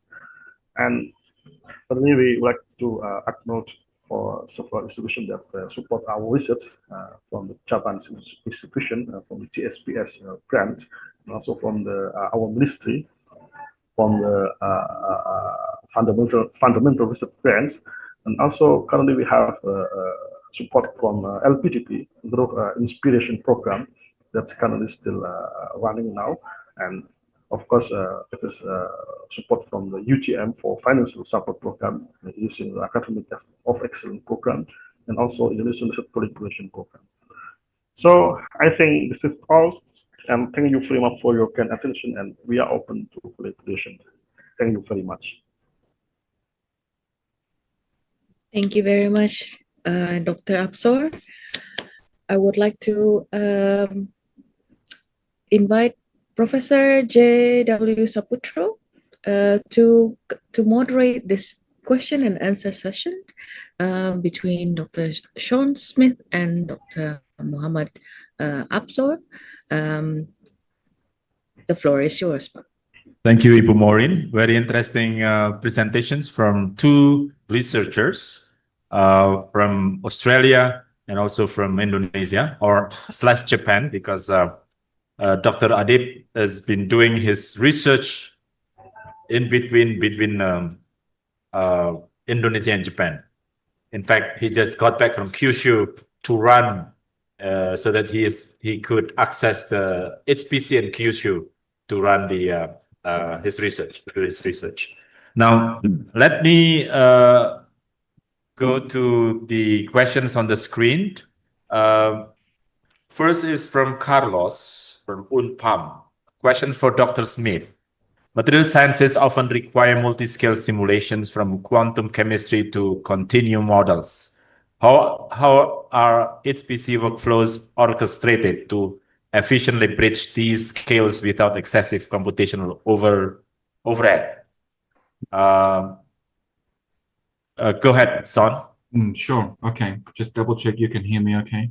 Yes. Good.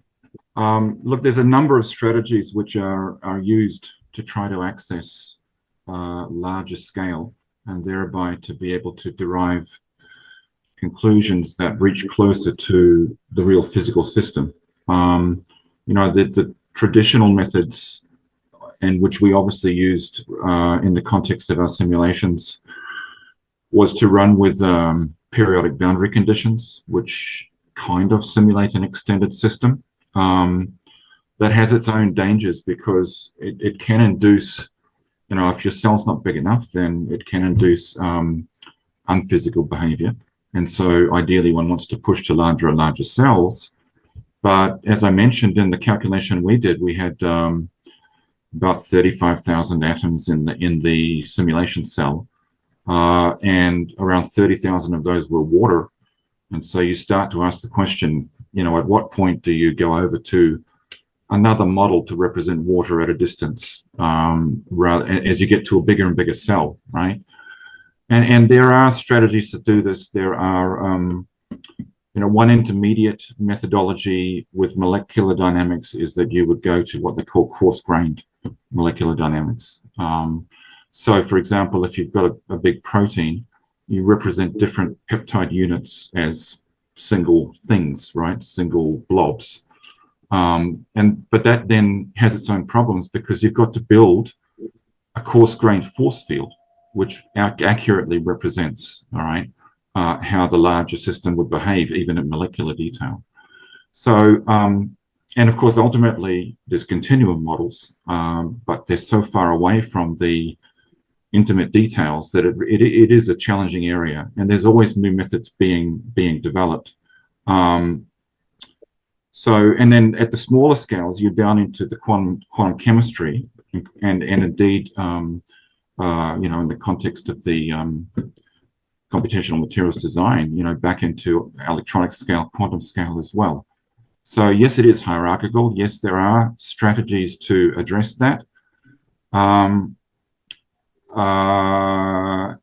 there's also learning how to interpret the results and where the pitfalls can be with a given method is also absolutely critical. So I think I'll stop there. All right. Thank you very much. By the way, the presentation materials will be posted on the Linktree, so that participants will be able to download and also go over that for the post-test questions. Son, one more questions from Ibu Hildayani from BRIN, the research agency. With that massive simulation, up to 1 microsecond of molecular dynamics calculations, how big is the HPC that you use and how long it took for one calculations? Do you remember that, Son? I don't remember precisely. What I know is that we had at the time, we had purchased sort of a university scale computing cluster, which is what we ran the simulations on. And I think I mentioned during the talk that in the simulations where the little drug molecule was stochastically making its way along the dendrimer bridge to cross the membrane, Sergio was looking at this every other day over a period of about a month until the drug finally popped out the other side. So from that, you get a sense that the simulations took some time. On today's standards, you know, if you were working on an El Capitan at Livermore or a Frontier at Oak Ridge, you could do those very easily, and you could go much larger. And it would be interesting to do that. But you know, at the end of the day, one has to be aware of any given, relating back to the last question, any given formulation or model that you're using has to be interpreted very carefully. For example, when we looked at an ideal bridge system where the dendrimer was bridging the membrane, and if you look carefully at the figures, you'll see that there was some distortion of the membrane skin at both ends where the dendrimer was, right? Now you know, you could postulate or imagine, if you were able to simulate larger and longer, is it possible that formation of a bridge like that actually then disrupts the membrane, which could be a trigger for forming a pore, which allows a different mechanism to come into play, right? So there's many interesting questions that make you want to go larger and longer and see whether you can uncover some of the ramifications of the basic observations we made. All right, thank you, Son. Now let me turn over to Pak Adib. Dr. Adib, you mentioned in one of your slides the power of the HPC that you use for this research. Could you?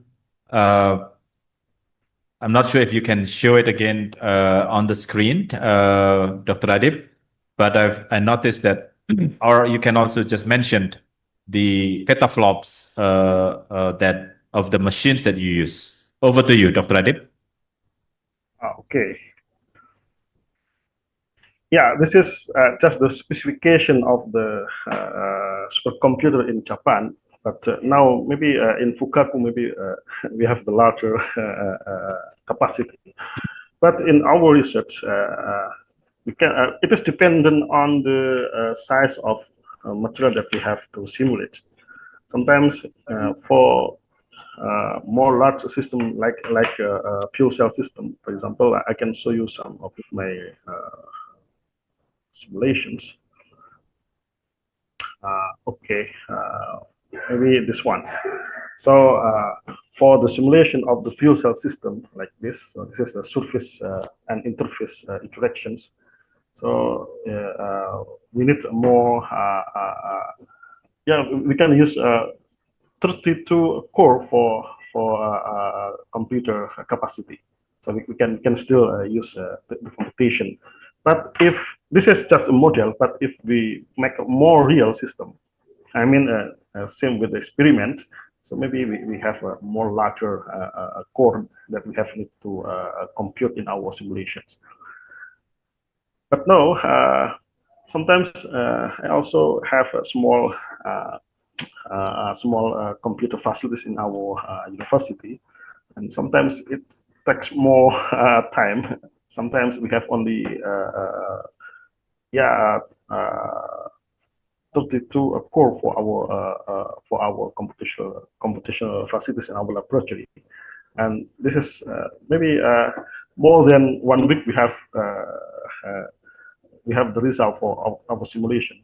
But in supercomputer in Tokyo, we only 1 hour we can solve our problems. So this is why supercomputer is important in our research.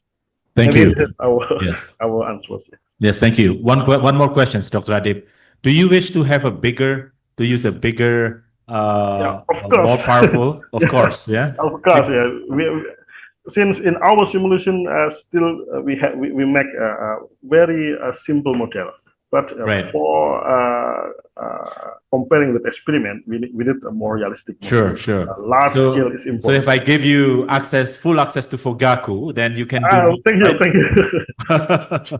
All right. Okay. Well, very interesting. These are examples of use of HPC for research. But the last two examples, the last two presentations are on this material sciences, on material design. Of course, we will in our next webinars, we will also bring up social sciences, social research, how social scientists can do use HPC. Perhaps some mathematicians or physics will do. So this is probably related for those who are in the same research area as Dr. Son and Dr. Adib. You're familiar with his research, but there is one questions, but let's see. There is one question from the University of Hasanuddin to Son. It's an interesting question on the designing the membrane for molecular simulations. But I'm not going to, because we are out of time, I will forward these questions to you, Son, so that you can respond yes, by Putra, writing. it's okay. I've just responded in the chat. Oh, good. Wonderful. Let's do that. Okay, let's see. Let's move on to the next item in the agenda. Over to you, Ibu Maureen. Thank you very much, Professor Saputro. Since the discussion is very intense now, we would like to skip the break and continue on. Let me invite Professor Supa Hanongbua, who is very familiar in this forum as well. She is a distinguished academic leader and researcher in computational chemistry and drug discovery. She obtained her Bachelor in Chemistry and Master in Physical Chemistry from Chulalongkorn University, Thailand, followed by Dr. Rerum Naturalium from Innsbruck University, Austria, where she later pursued postdoctoral studies in 3D QSAR, advanced technique for drug design. She has held significant leadership positions, including head of chemistry department, dean of faculty of science, and member of Kazakhstan University Council. Her research expertise centers on computational drug discovery, encompassing computer-aided molecular design, natural products and drug discovery, protein-based drug design, bioinformatics, cheminformatics, and nanomaterials. With approximately 170 publications and 5 book chapters, she has established herself as a leading researcher in computational chemistry and drug discovery. Professor Ajahn Supa, the floor is yours to start with your presentation on HPC for physical science. Okay, thank you very much, Maureen. Thank you. And first of all, good afternoon, everybody. Thank you very much, Professor Saputro, for your kind invitation and provide me an opportunity to share my experience on the webinar on ASEAN HPC 2025. And my talk today will be sharing with you about my research work, and also I like to talk about drug discovery, challenging in the era of digital science and the impact of HPC in Thailand. I will try to present a little bit fast due to really limited time, okay? And from our previous speaker, you may see the performance of the high performance computers to raise up the research, okay? And in the field of physical science, one of the challenging is using the computer-aided molecular design for drug discovery. And you can see from this slide that actually the drug discovery process covers quite wide area from the discovery to the development. And it would need something like a very huge investment, approximately about $300 million per one successful drug to the market. And I would like to say that the simulations, computer simulations, can be very helpful to explain about the interactions of the molecule, small molecule, and biological targets. And right now, I would like to say that in Thailand, we aim to focus on the personalized medicine, okay? And in this way, the information from the genomics, including genome, transcriptome, proteome, and small drugs, with the application of machine learning and AI would be very helpful to the structure and functions in order to explain about the properties of the molecular system, okay? And from my experience as the chemist, we saw that the chemical information is the key role in the drug discovery. We cover the study from the investigation on the target discovery, hit generation, lead identification, and also lead optimization. And based on our approach, we focus on structure-based drug design, including several of techniques. You may hear about molecular docking, virtual screening, MD simulations, as well as the effective approach like ligand-based drug design that we use the three-dimensional QSAR, and also the library of the small molecules and the generation of the molecular database, and as well as the prediction from the ADMET pharmacokinetics prediction. We also apply the quantum chemical calculations, several of the combine between the quantum and molecular mechanics in order to explain about the enzymatic reaction. And right now we also include the machine learning to help for the searching of the molecules. And I just like to talk a little bit about the global challenge during the COVID-19. These publications from Switzerland Research Group, they propose that they screen the compound of about 605 million compounds in order to find the candidate to fight with the COVID-19. And this is very fantastic. And you can see that from the high performance computing with the several of computational techniques, we can screen the compounds, right? Million of compounds to some candidates. However, we have to think about the confirmation from the experiment investigation as well. And just last year in October, you may remember that there are two Nobel Prize in Physics who use the physics to find the pattern of the information, which actually the large artificial neural network, breakthrough. And on the other hand, the Nobel Prize in Chemistry, three of them also successfully investigate the protein structure prediction, or you may hear about AlphaFold, which actually both discipline of physics and chemistry work together. And you can think about something like 200 millions of the protein structure predictions are successfully done. Since the Human Genome Project in 2000, there are several challenges in the protein structure prediction, but right now, the Nobel laureate and machine learning and artificial intelligence can cope with that challenging and providing our opportunities to study on the drug targets and help the drug discovery and development more faster than ever. So just this year in April, I had a chance to visit the Riken Center for Computer Science, which you may hear about the Fugaku. We just mentioned about the supercomputing in Fugaku.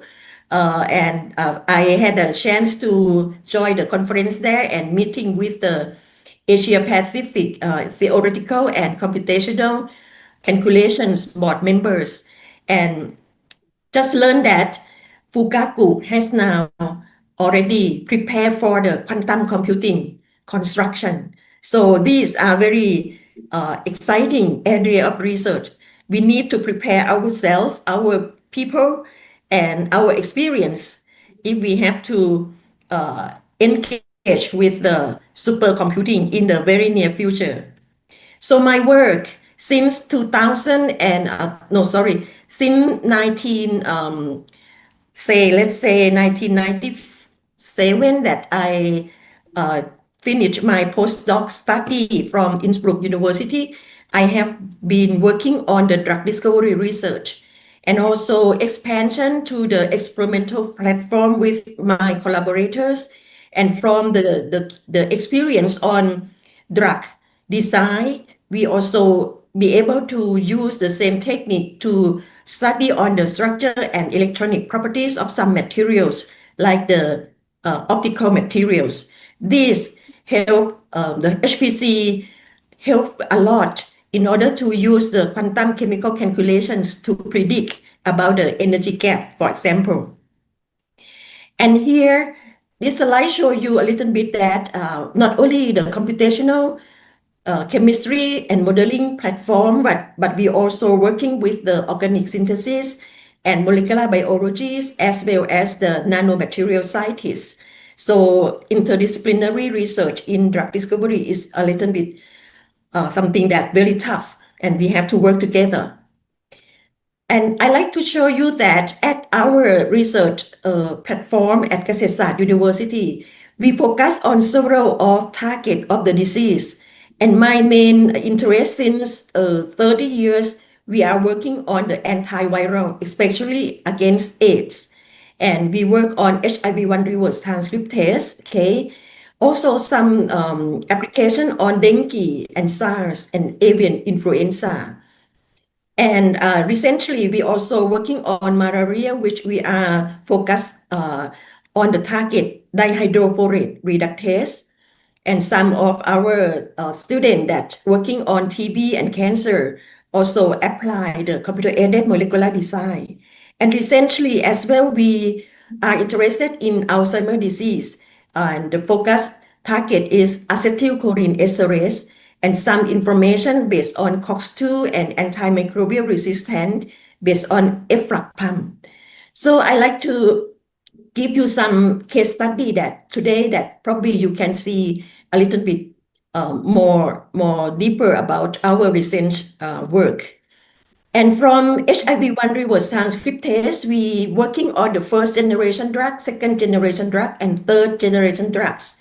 And finally, we end up with the design of the new structure. And based on this hybrid of the first generation and the third generation drugs, we have the patent on this structure, and it's quite nice that it shows the ability to inhibit HIV-1 reverse transcriptase as well as the anti-cancer activity with the low cytotoxicity. So essentially, we face the problem of climate change, and you can think about that. The mosquito can expansion from the tropical country, okay, to somehow to the upper, okay, and some of the European and some even in the Japan country, okay. And just in the year 2023, there are some deaths found in the Texas and Florida that makes anti-malarial still our problem. And we need to find some candidate, especially we focus on dihydrofolate reductase, and we apply several of the computational techniques to find the new anti-malarial agents, okay? We apply 3D QSAR and MD simulations and also some quantum chemical calculations. And in this case, we need a high performance computer to study on molecular interactions and also the quantum chemical interactions and identify the key amino acid. In this case, we can identify the key amino acid to be the aspartate of 54 and phenylalanine 58, okay? And we try to design the candidate for the mutant enzyme. And this scheme show you the idea that we can modify the structure and then we can go through the organic synthesis and test for confirmation of the activity.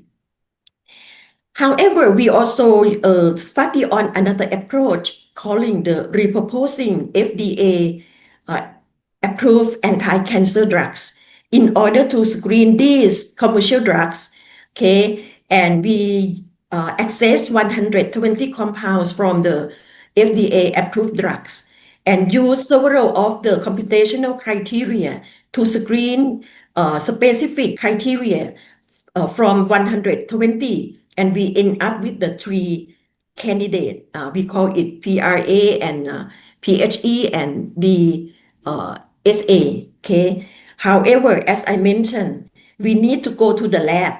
We need to go to the lab and test for their real experiment based on IC50. So from this, I like to show you that we propose the very specific criteria. That means we apply not only the docking, binding screening, but also we screen against the interactions between the inhibitor and some specific amino acid in the binding site, okay? Especially this kind of criteria that we don't want the interaction with the arginine 70 for the human DHFR. Then from 120, we can screen out and obtain 3 candidates, okay?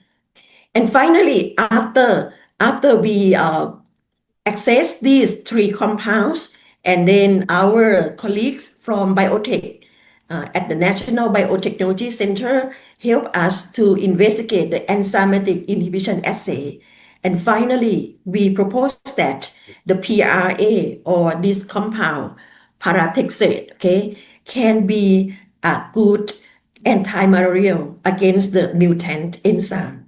So the repurposing FDA-approved drugs is one of the very challenging ways to find the available drug that can have the new function or the new inhibition, okay?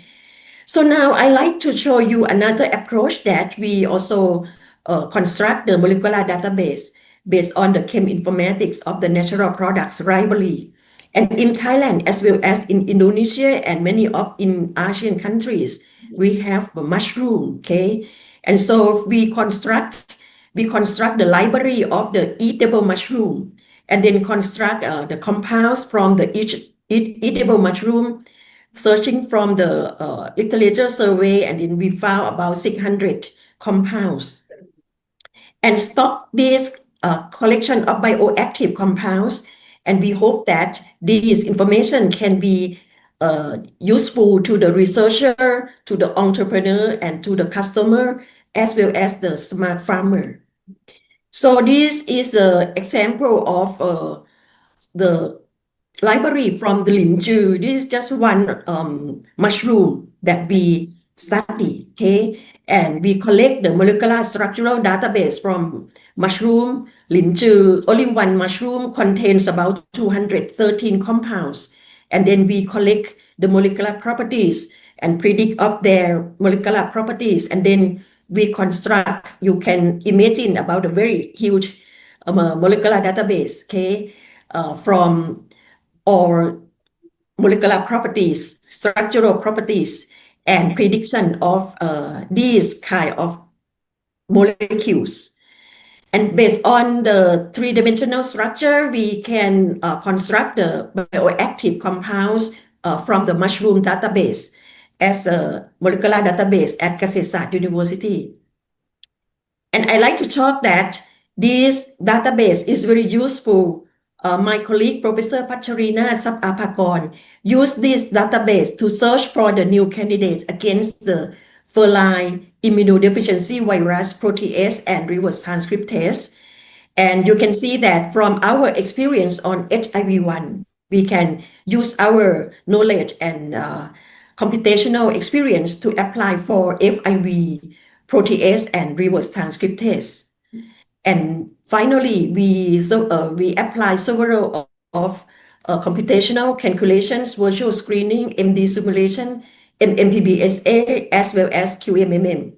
And from almost 600 compounds, we end up with the 2 candidates that we found from the cordicimine A and cordicimine B as a good candidate for FIV. Okay, so this is an example that we need the huge computations, several of these. And during the two years of the project on the FIV, we found some new knowledge, okay, from several steps, from virtual screening, from structure-based drug design, and then from bioassay simulations, bioassay perform of the FIV, FIV reverse transcriptase and ADMET prediction, as well as linked with the animal test. So this is just one example that we have done from one topic, okay, on one target. Not only that, from mushroom database, one of my colleagues from King Mongkut Institute of Technology at Thonburi, Dr. Thirapan, used the mushroom database to screen for acetylcholine esterase with the help of the neural network, okay, or the deep learning. So from their experience, they use this to help the scoring of 600 compounds and reduce the candidate from several of the techniques, and finally end up with the 2 candidates, irinoserine A and hericinone B. So you can think that you can see that from this part, the high performance computing, data science, and AI can make computer-aided molecular design more actively progression and provide the opportunity to find a new candidate. Okay, and we are really active on this work, and our communities in Thailand and as well as our collaborators are really active on this way. And right now at Kasetsart, we provide a molecular database of bioactive compound from natural products.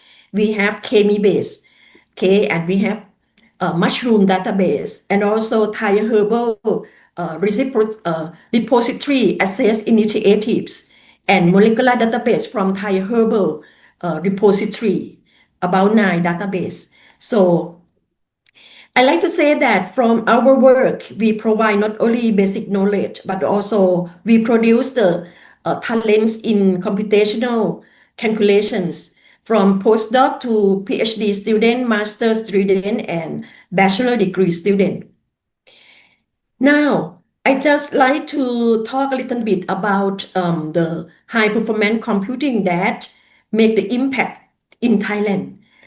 Just look back 35 years ago in 1990 at NECTEC, or the National Electronic and Computer Technology Center of Thailand, established the first HPC laboratory with the vector processor and parallel systems, and then use this equipment to train the Thai computational scientists from time to time.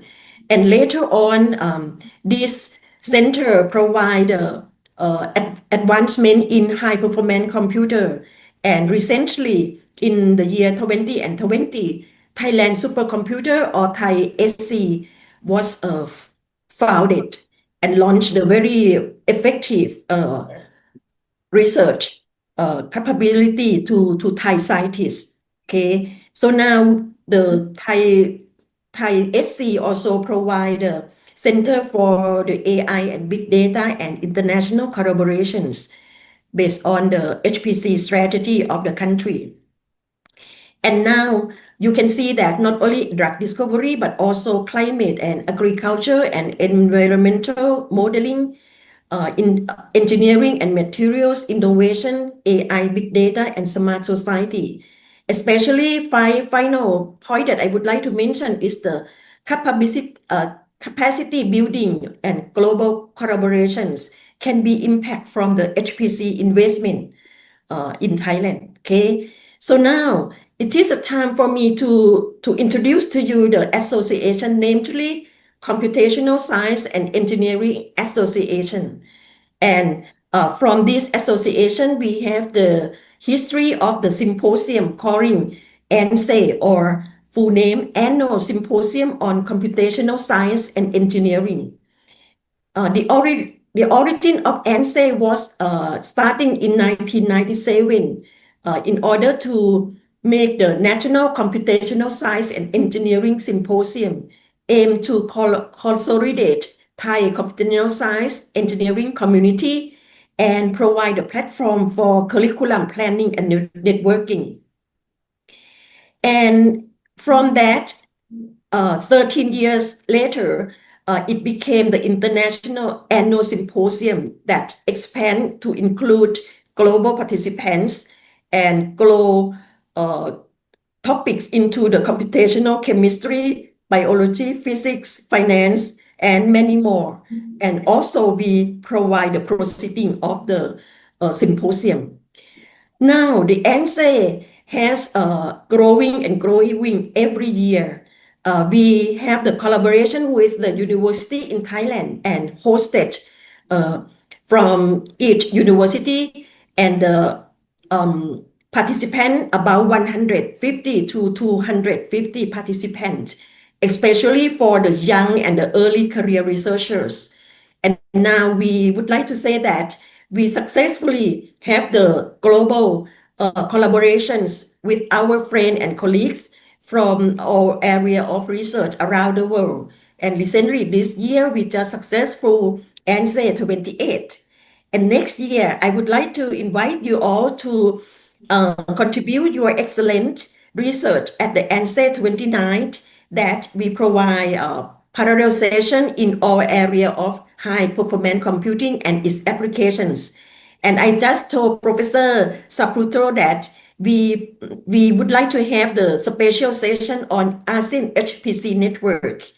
And not only the symposium, but we provide 2 workshops and all participants can attend. Okay, please visit our website. And I would like to stop by now to conclude that the HPC impact to Thailand, this provides the very strong international computational science community and advance of the supercomputing capacity of Thailand right now.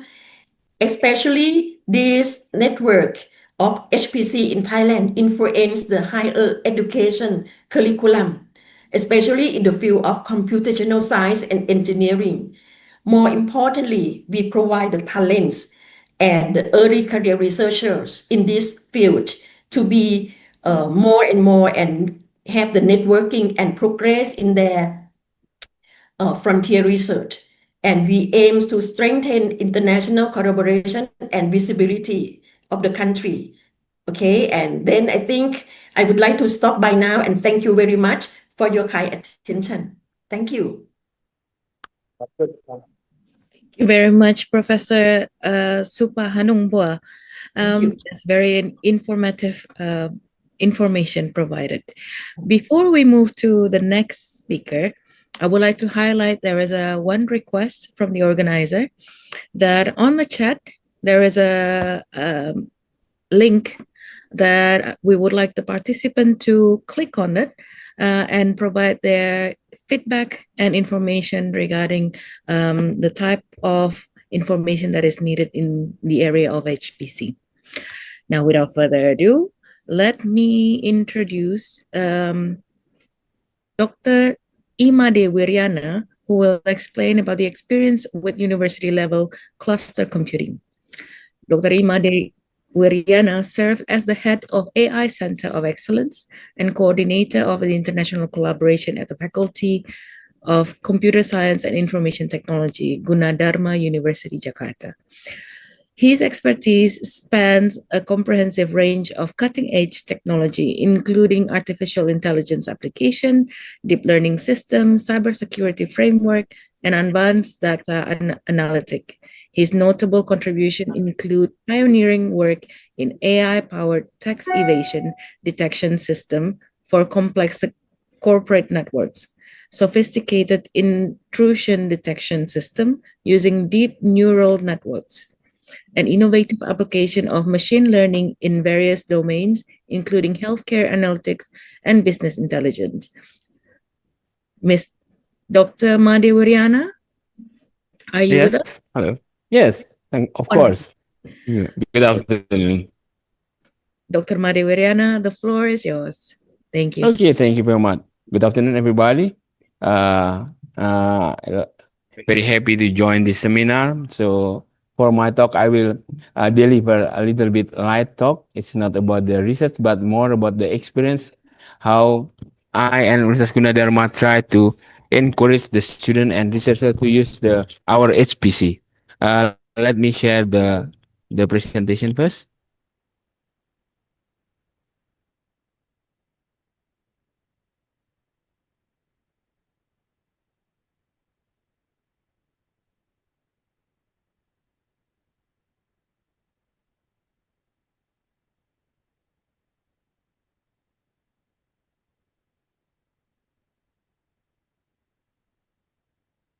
I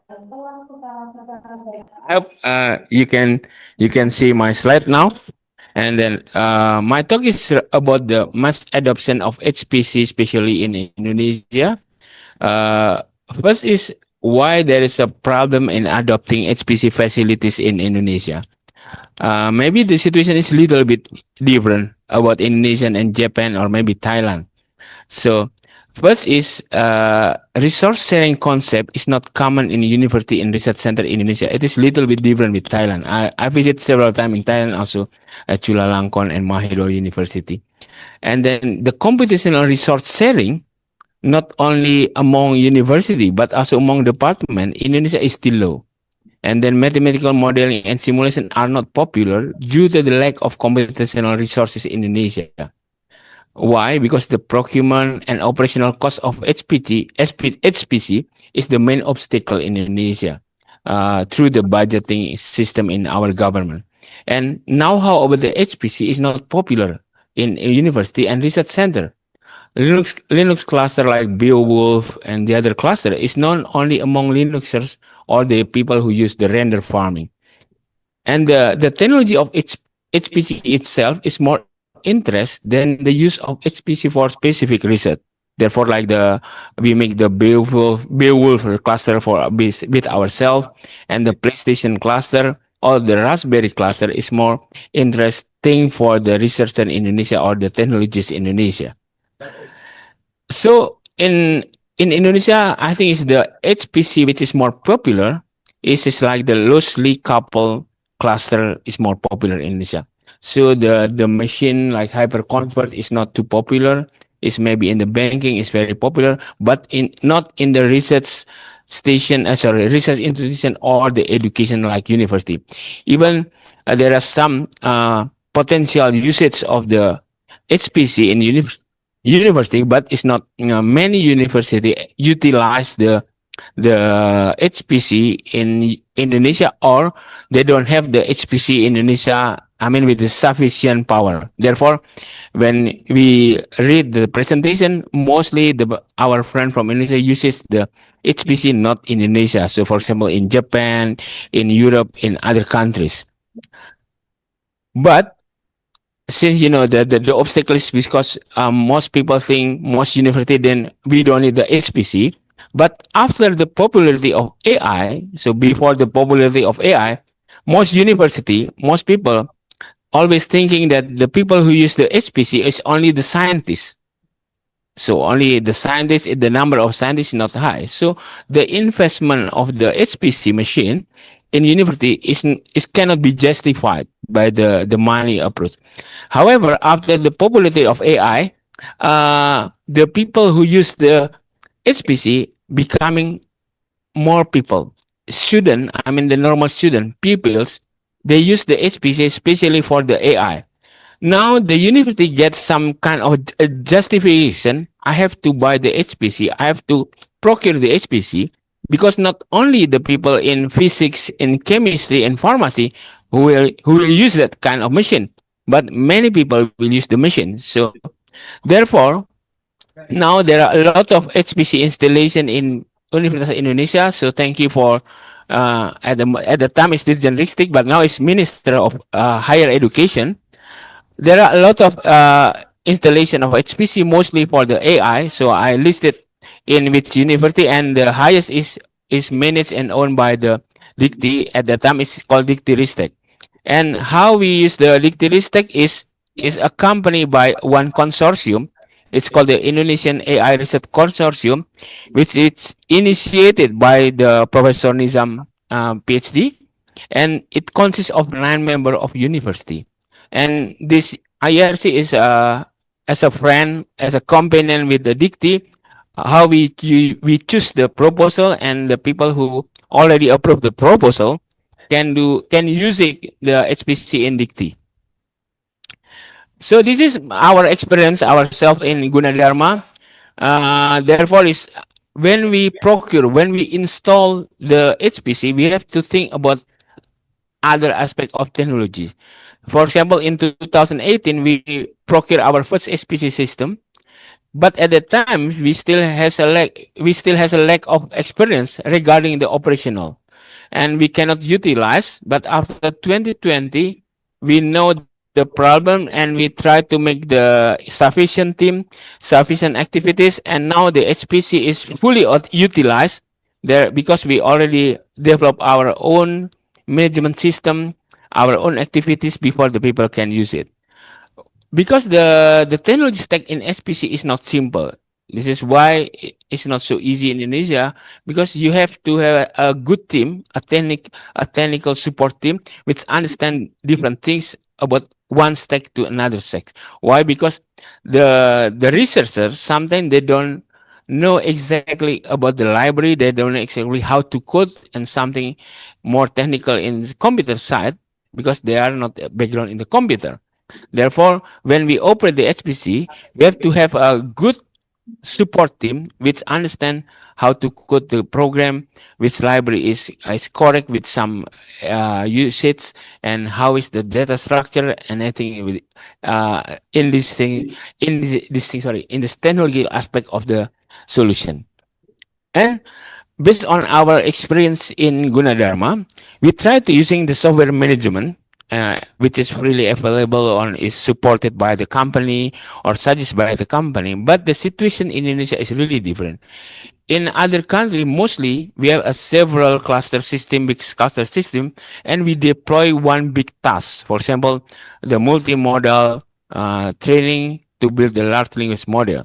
But in Indonesia or in the university, the problem is we have one single cluster computer, and we have a different type of the task, and we have to make a spatial management solution so we can manage the system easily, and the people can propose their usage, and we approve it. Why? Because in Gunadarma, all students may use the HPC. All students is 40,000 students.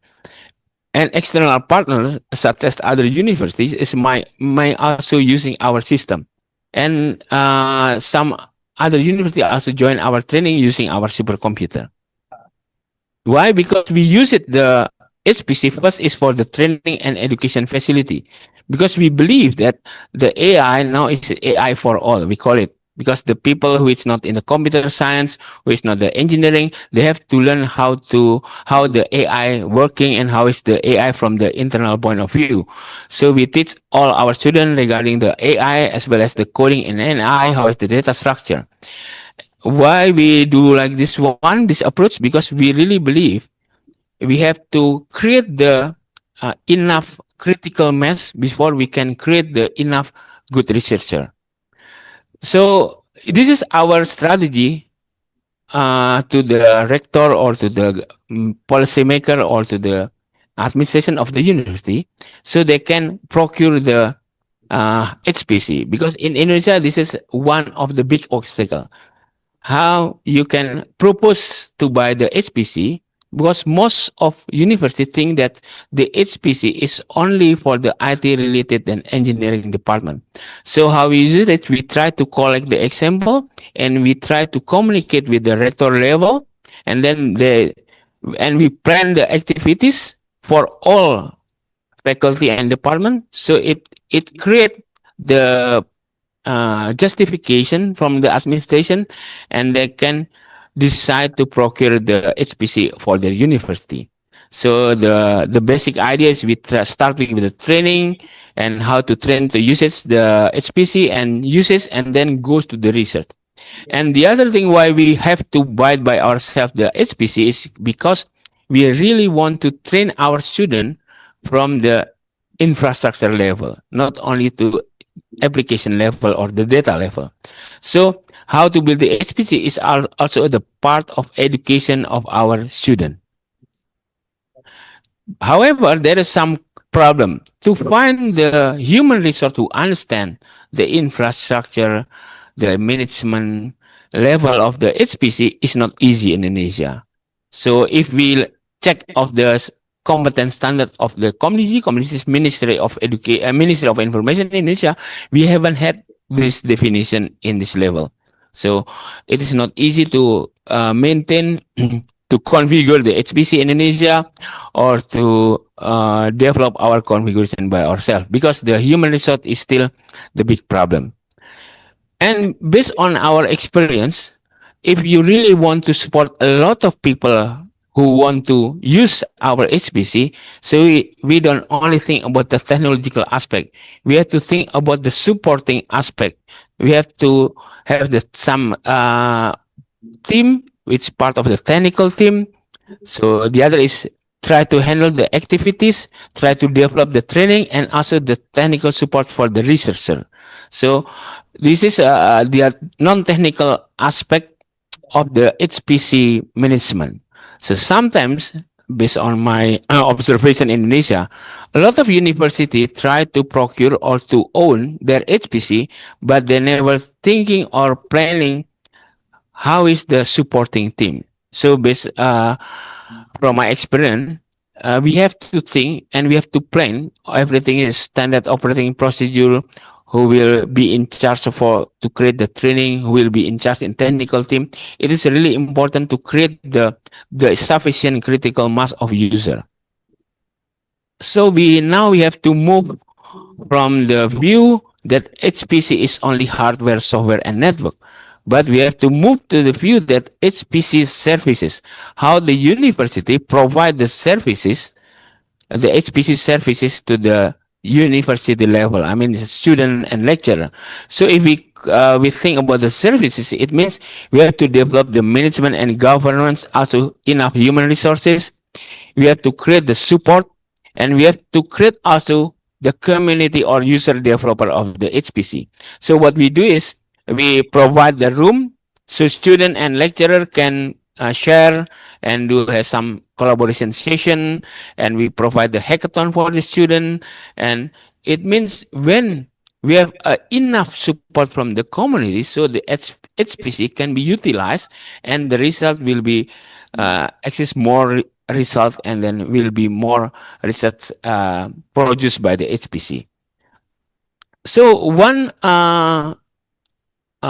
activities that is performed by the IRC is, as the friend of the Dikti AI Center, is we provide training for all Indonesian, all lecturer, and all student in Indonesia, and we put the material if really available, because we believe that we have to lowering the barrier, and we try to improve the reproducibility. And using these two ideas, we can accelerate the research, and we also increase the availability of the HPC. So this is basically our experience, how we create the enough critical mass in the HPC user, and there are more user in the HPC, and hopefully there will be more university who can own their HPC and their university. And the other thing is, every university who own the HPC can sell to the other university. Thank you very much. Thank you, Dr. Made. Let's give a big round of applause. Terima kasih. Thank you very much, Dr. Made. I think I would like to call upon all speakers now who are still online to come together to conclude our webinar today with a panel discussion, a short one, but we would like to center this discussion around the one very important slide that Professor Supa presented. It's the conclusion of her presentation. Kun Supa, would you be able to share the screen of your Yes, slide? sure. Is it here? Okay. Yes, this is Okay. it. Thank you very much. So, so we'll start our short panel discussion to end our webinar today is by looking at this conclusion, lessons learned from Thailand. This was Kun Supa, Professor Supa. Yes. This is a journey of maybe 30 years, 35 years. 35 years journey. 35 years, yes. Yes. Mm. All right. So Yeah. after 34 years, this is what has been achieved by Thailand. Yeah. Strong national computational science community. Yes. So that means this is what you have been doing in the past 35 years is doing both providing the supply of compute power, but also generating or creating the demand by training the researchers how to use it, right? So this is exactly what we need to do. Growing both the supply side and demand side at the same time. So it grow together, right? Yeah. So Dr. Madi also gave an example. Gunadarma University is a good example where the utilization of HPC is very high. Dr. Madi, what's the percentage of utilization of your HPC system on campus? I think it's the utilization is nearly 100%. Because 100%. Some researchers have to wait before they can use it. That means you have more demand than you can. Yes. This is a good problem. I mean, a good problem. This is a good indication that you have been successful in exposing your students, your faculty members to use HPC, right? Yes. So this is a very good example to copy. Now, let me ask the opinion of Dr. Adib.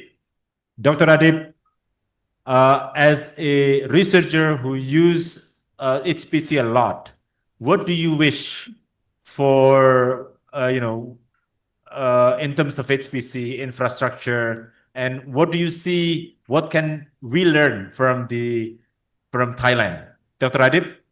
Yes. Okay. Actually, the main point is how we can implement the research, academic, and industrial collaboration. I mean, for example, in Japan, the supercomputing system is used not only for academic research but also for industry. So, I think development of a supercomputing system is also can be used to matchmaking between the research academic and industry before. Hello? Yes, go ahead. We can hear you. Carry on. Continue, Dr. Adib. We can hear you. Okay, I have problem with my. All right.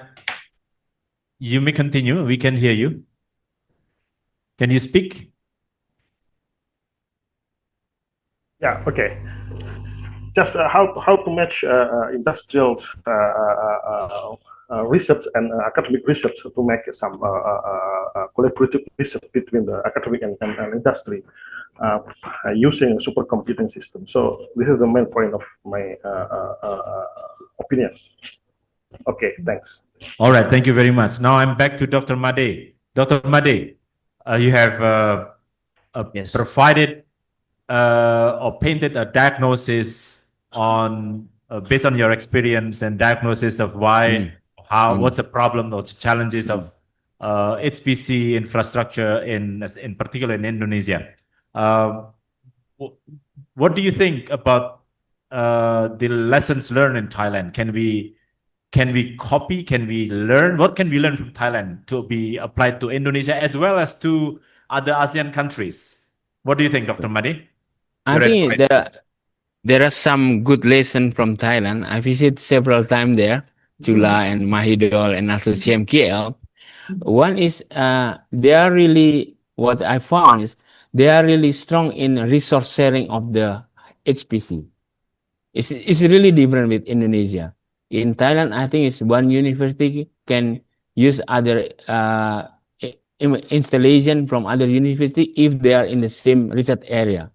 But in Indonesia, even you are in the same area, research area, you cannot share your resource computational resource sharing. Sorry, computational resources.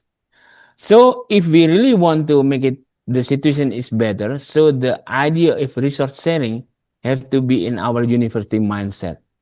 Otherwise, it's really difficult. So because I know some university, they share the same topics, but they cannot use the HPC in their university. And actually, the Minister of Higher Education already start with the DT AI Center. It's called with the 5 machine. But at the moment, I don't know what happened. And the process of the sharing of the HPC, I think it's a little bit slow, or I don't know exactly what the problem is. So if we really want to not to just try to catch up how the Thailand perform, is we have to go in the similar spirit, is resource sharing among the university and us as well as with the industry. Thank you. Thank you, Dr. Made. Back to Prof. Supa. Prof. Supa, Yeah. do you agree with Dr. Made's opinion that Thai researchers are more, friendlier to each other so they can share what they have? Over to you, Dr. Supa. Okay, thank you very much. Very nice to sharing with you all. And I like to give you some information.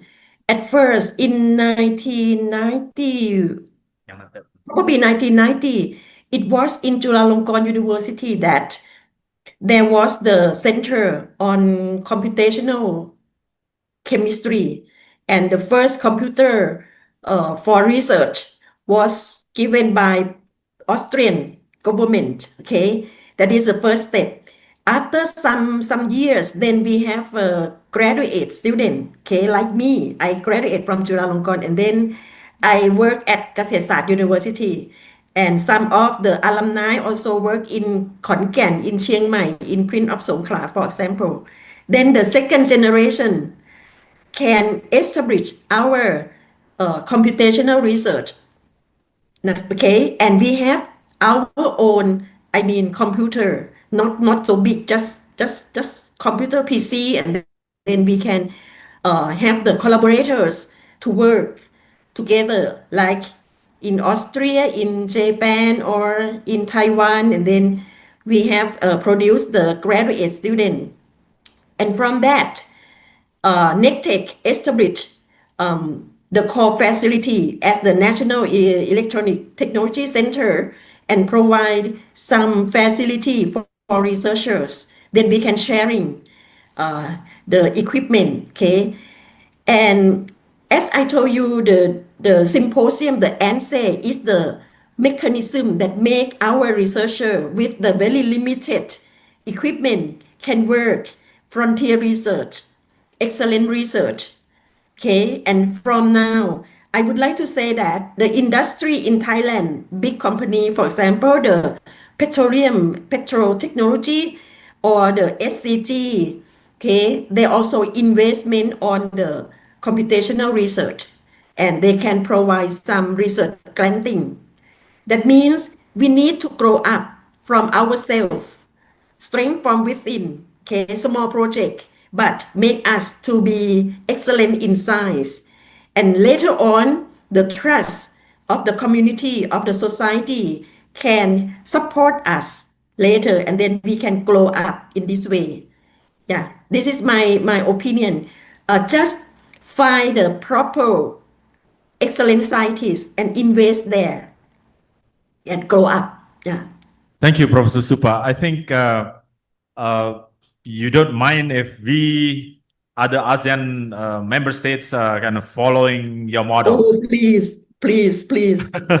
And also, I would be happy. we would love to encourage the ASEAN member states to Yes. join your ANSE Yes.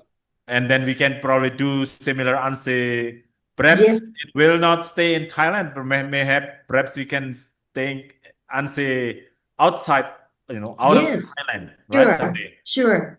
And I Or remember, we can create the ASEAN HPC symposium, and then we can circulate the host to Correct. each country. Okay?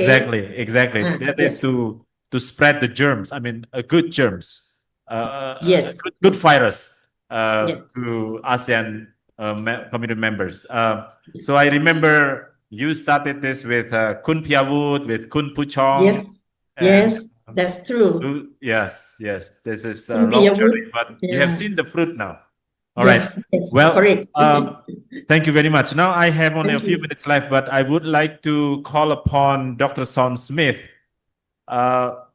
Son, what do you think about this lessons learned in Thailand, and what do you see?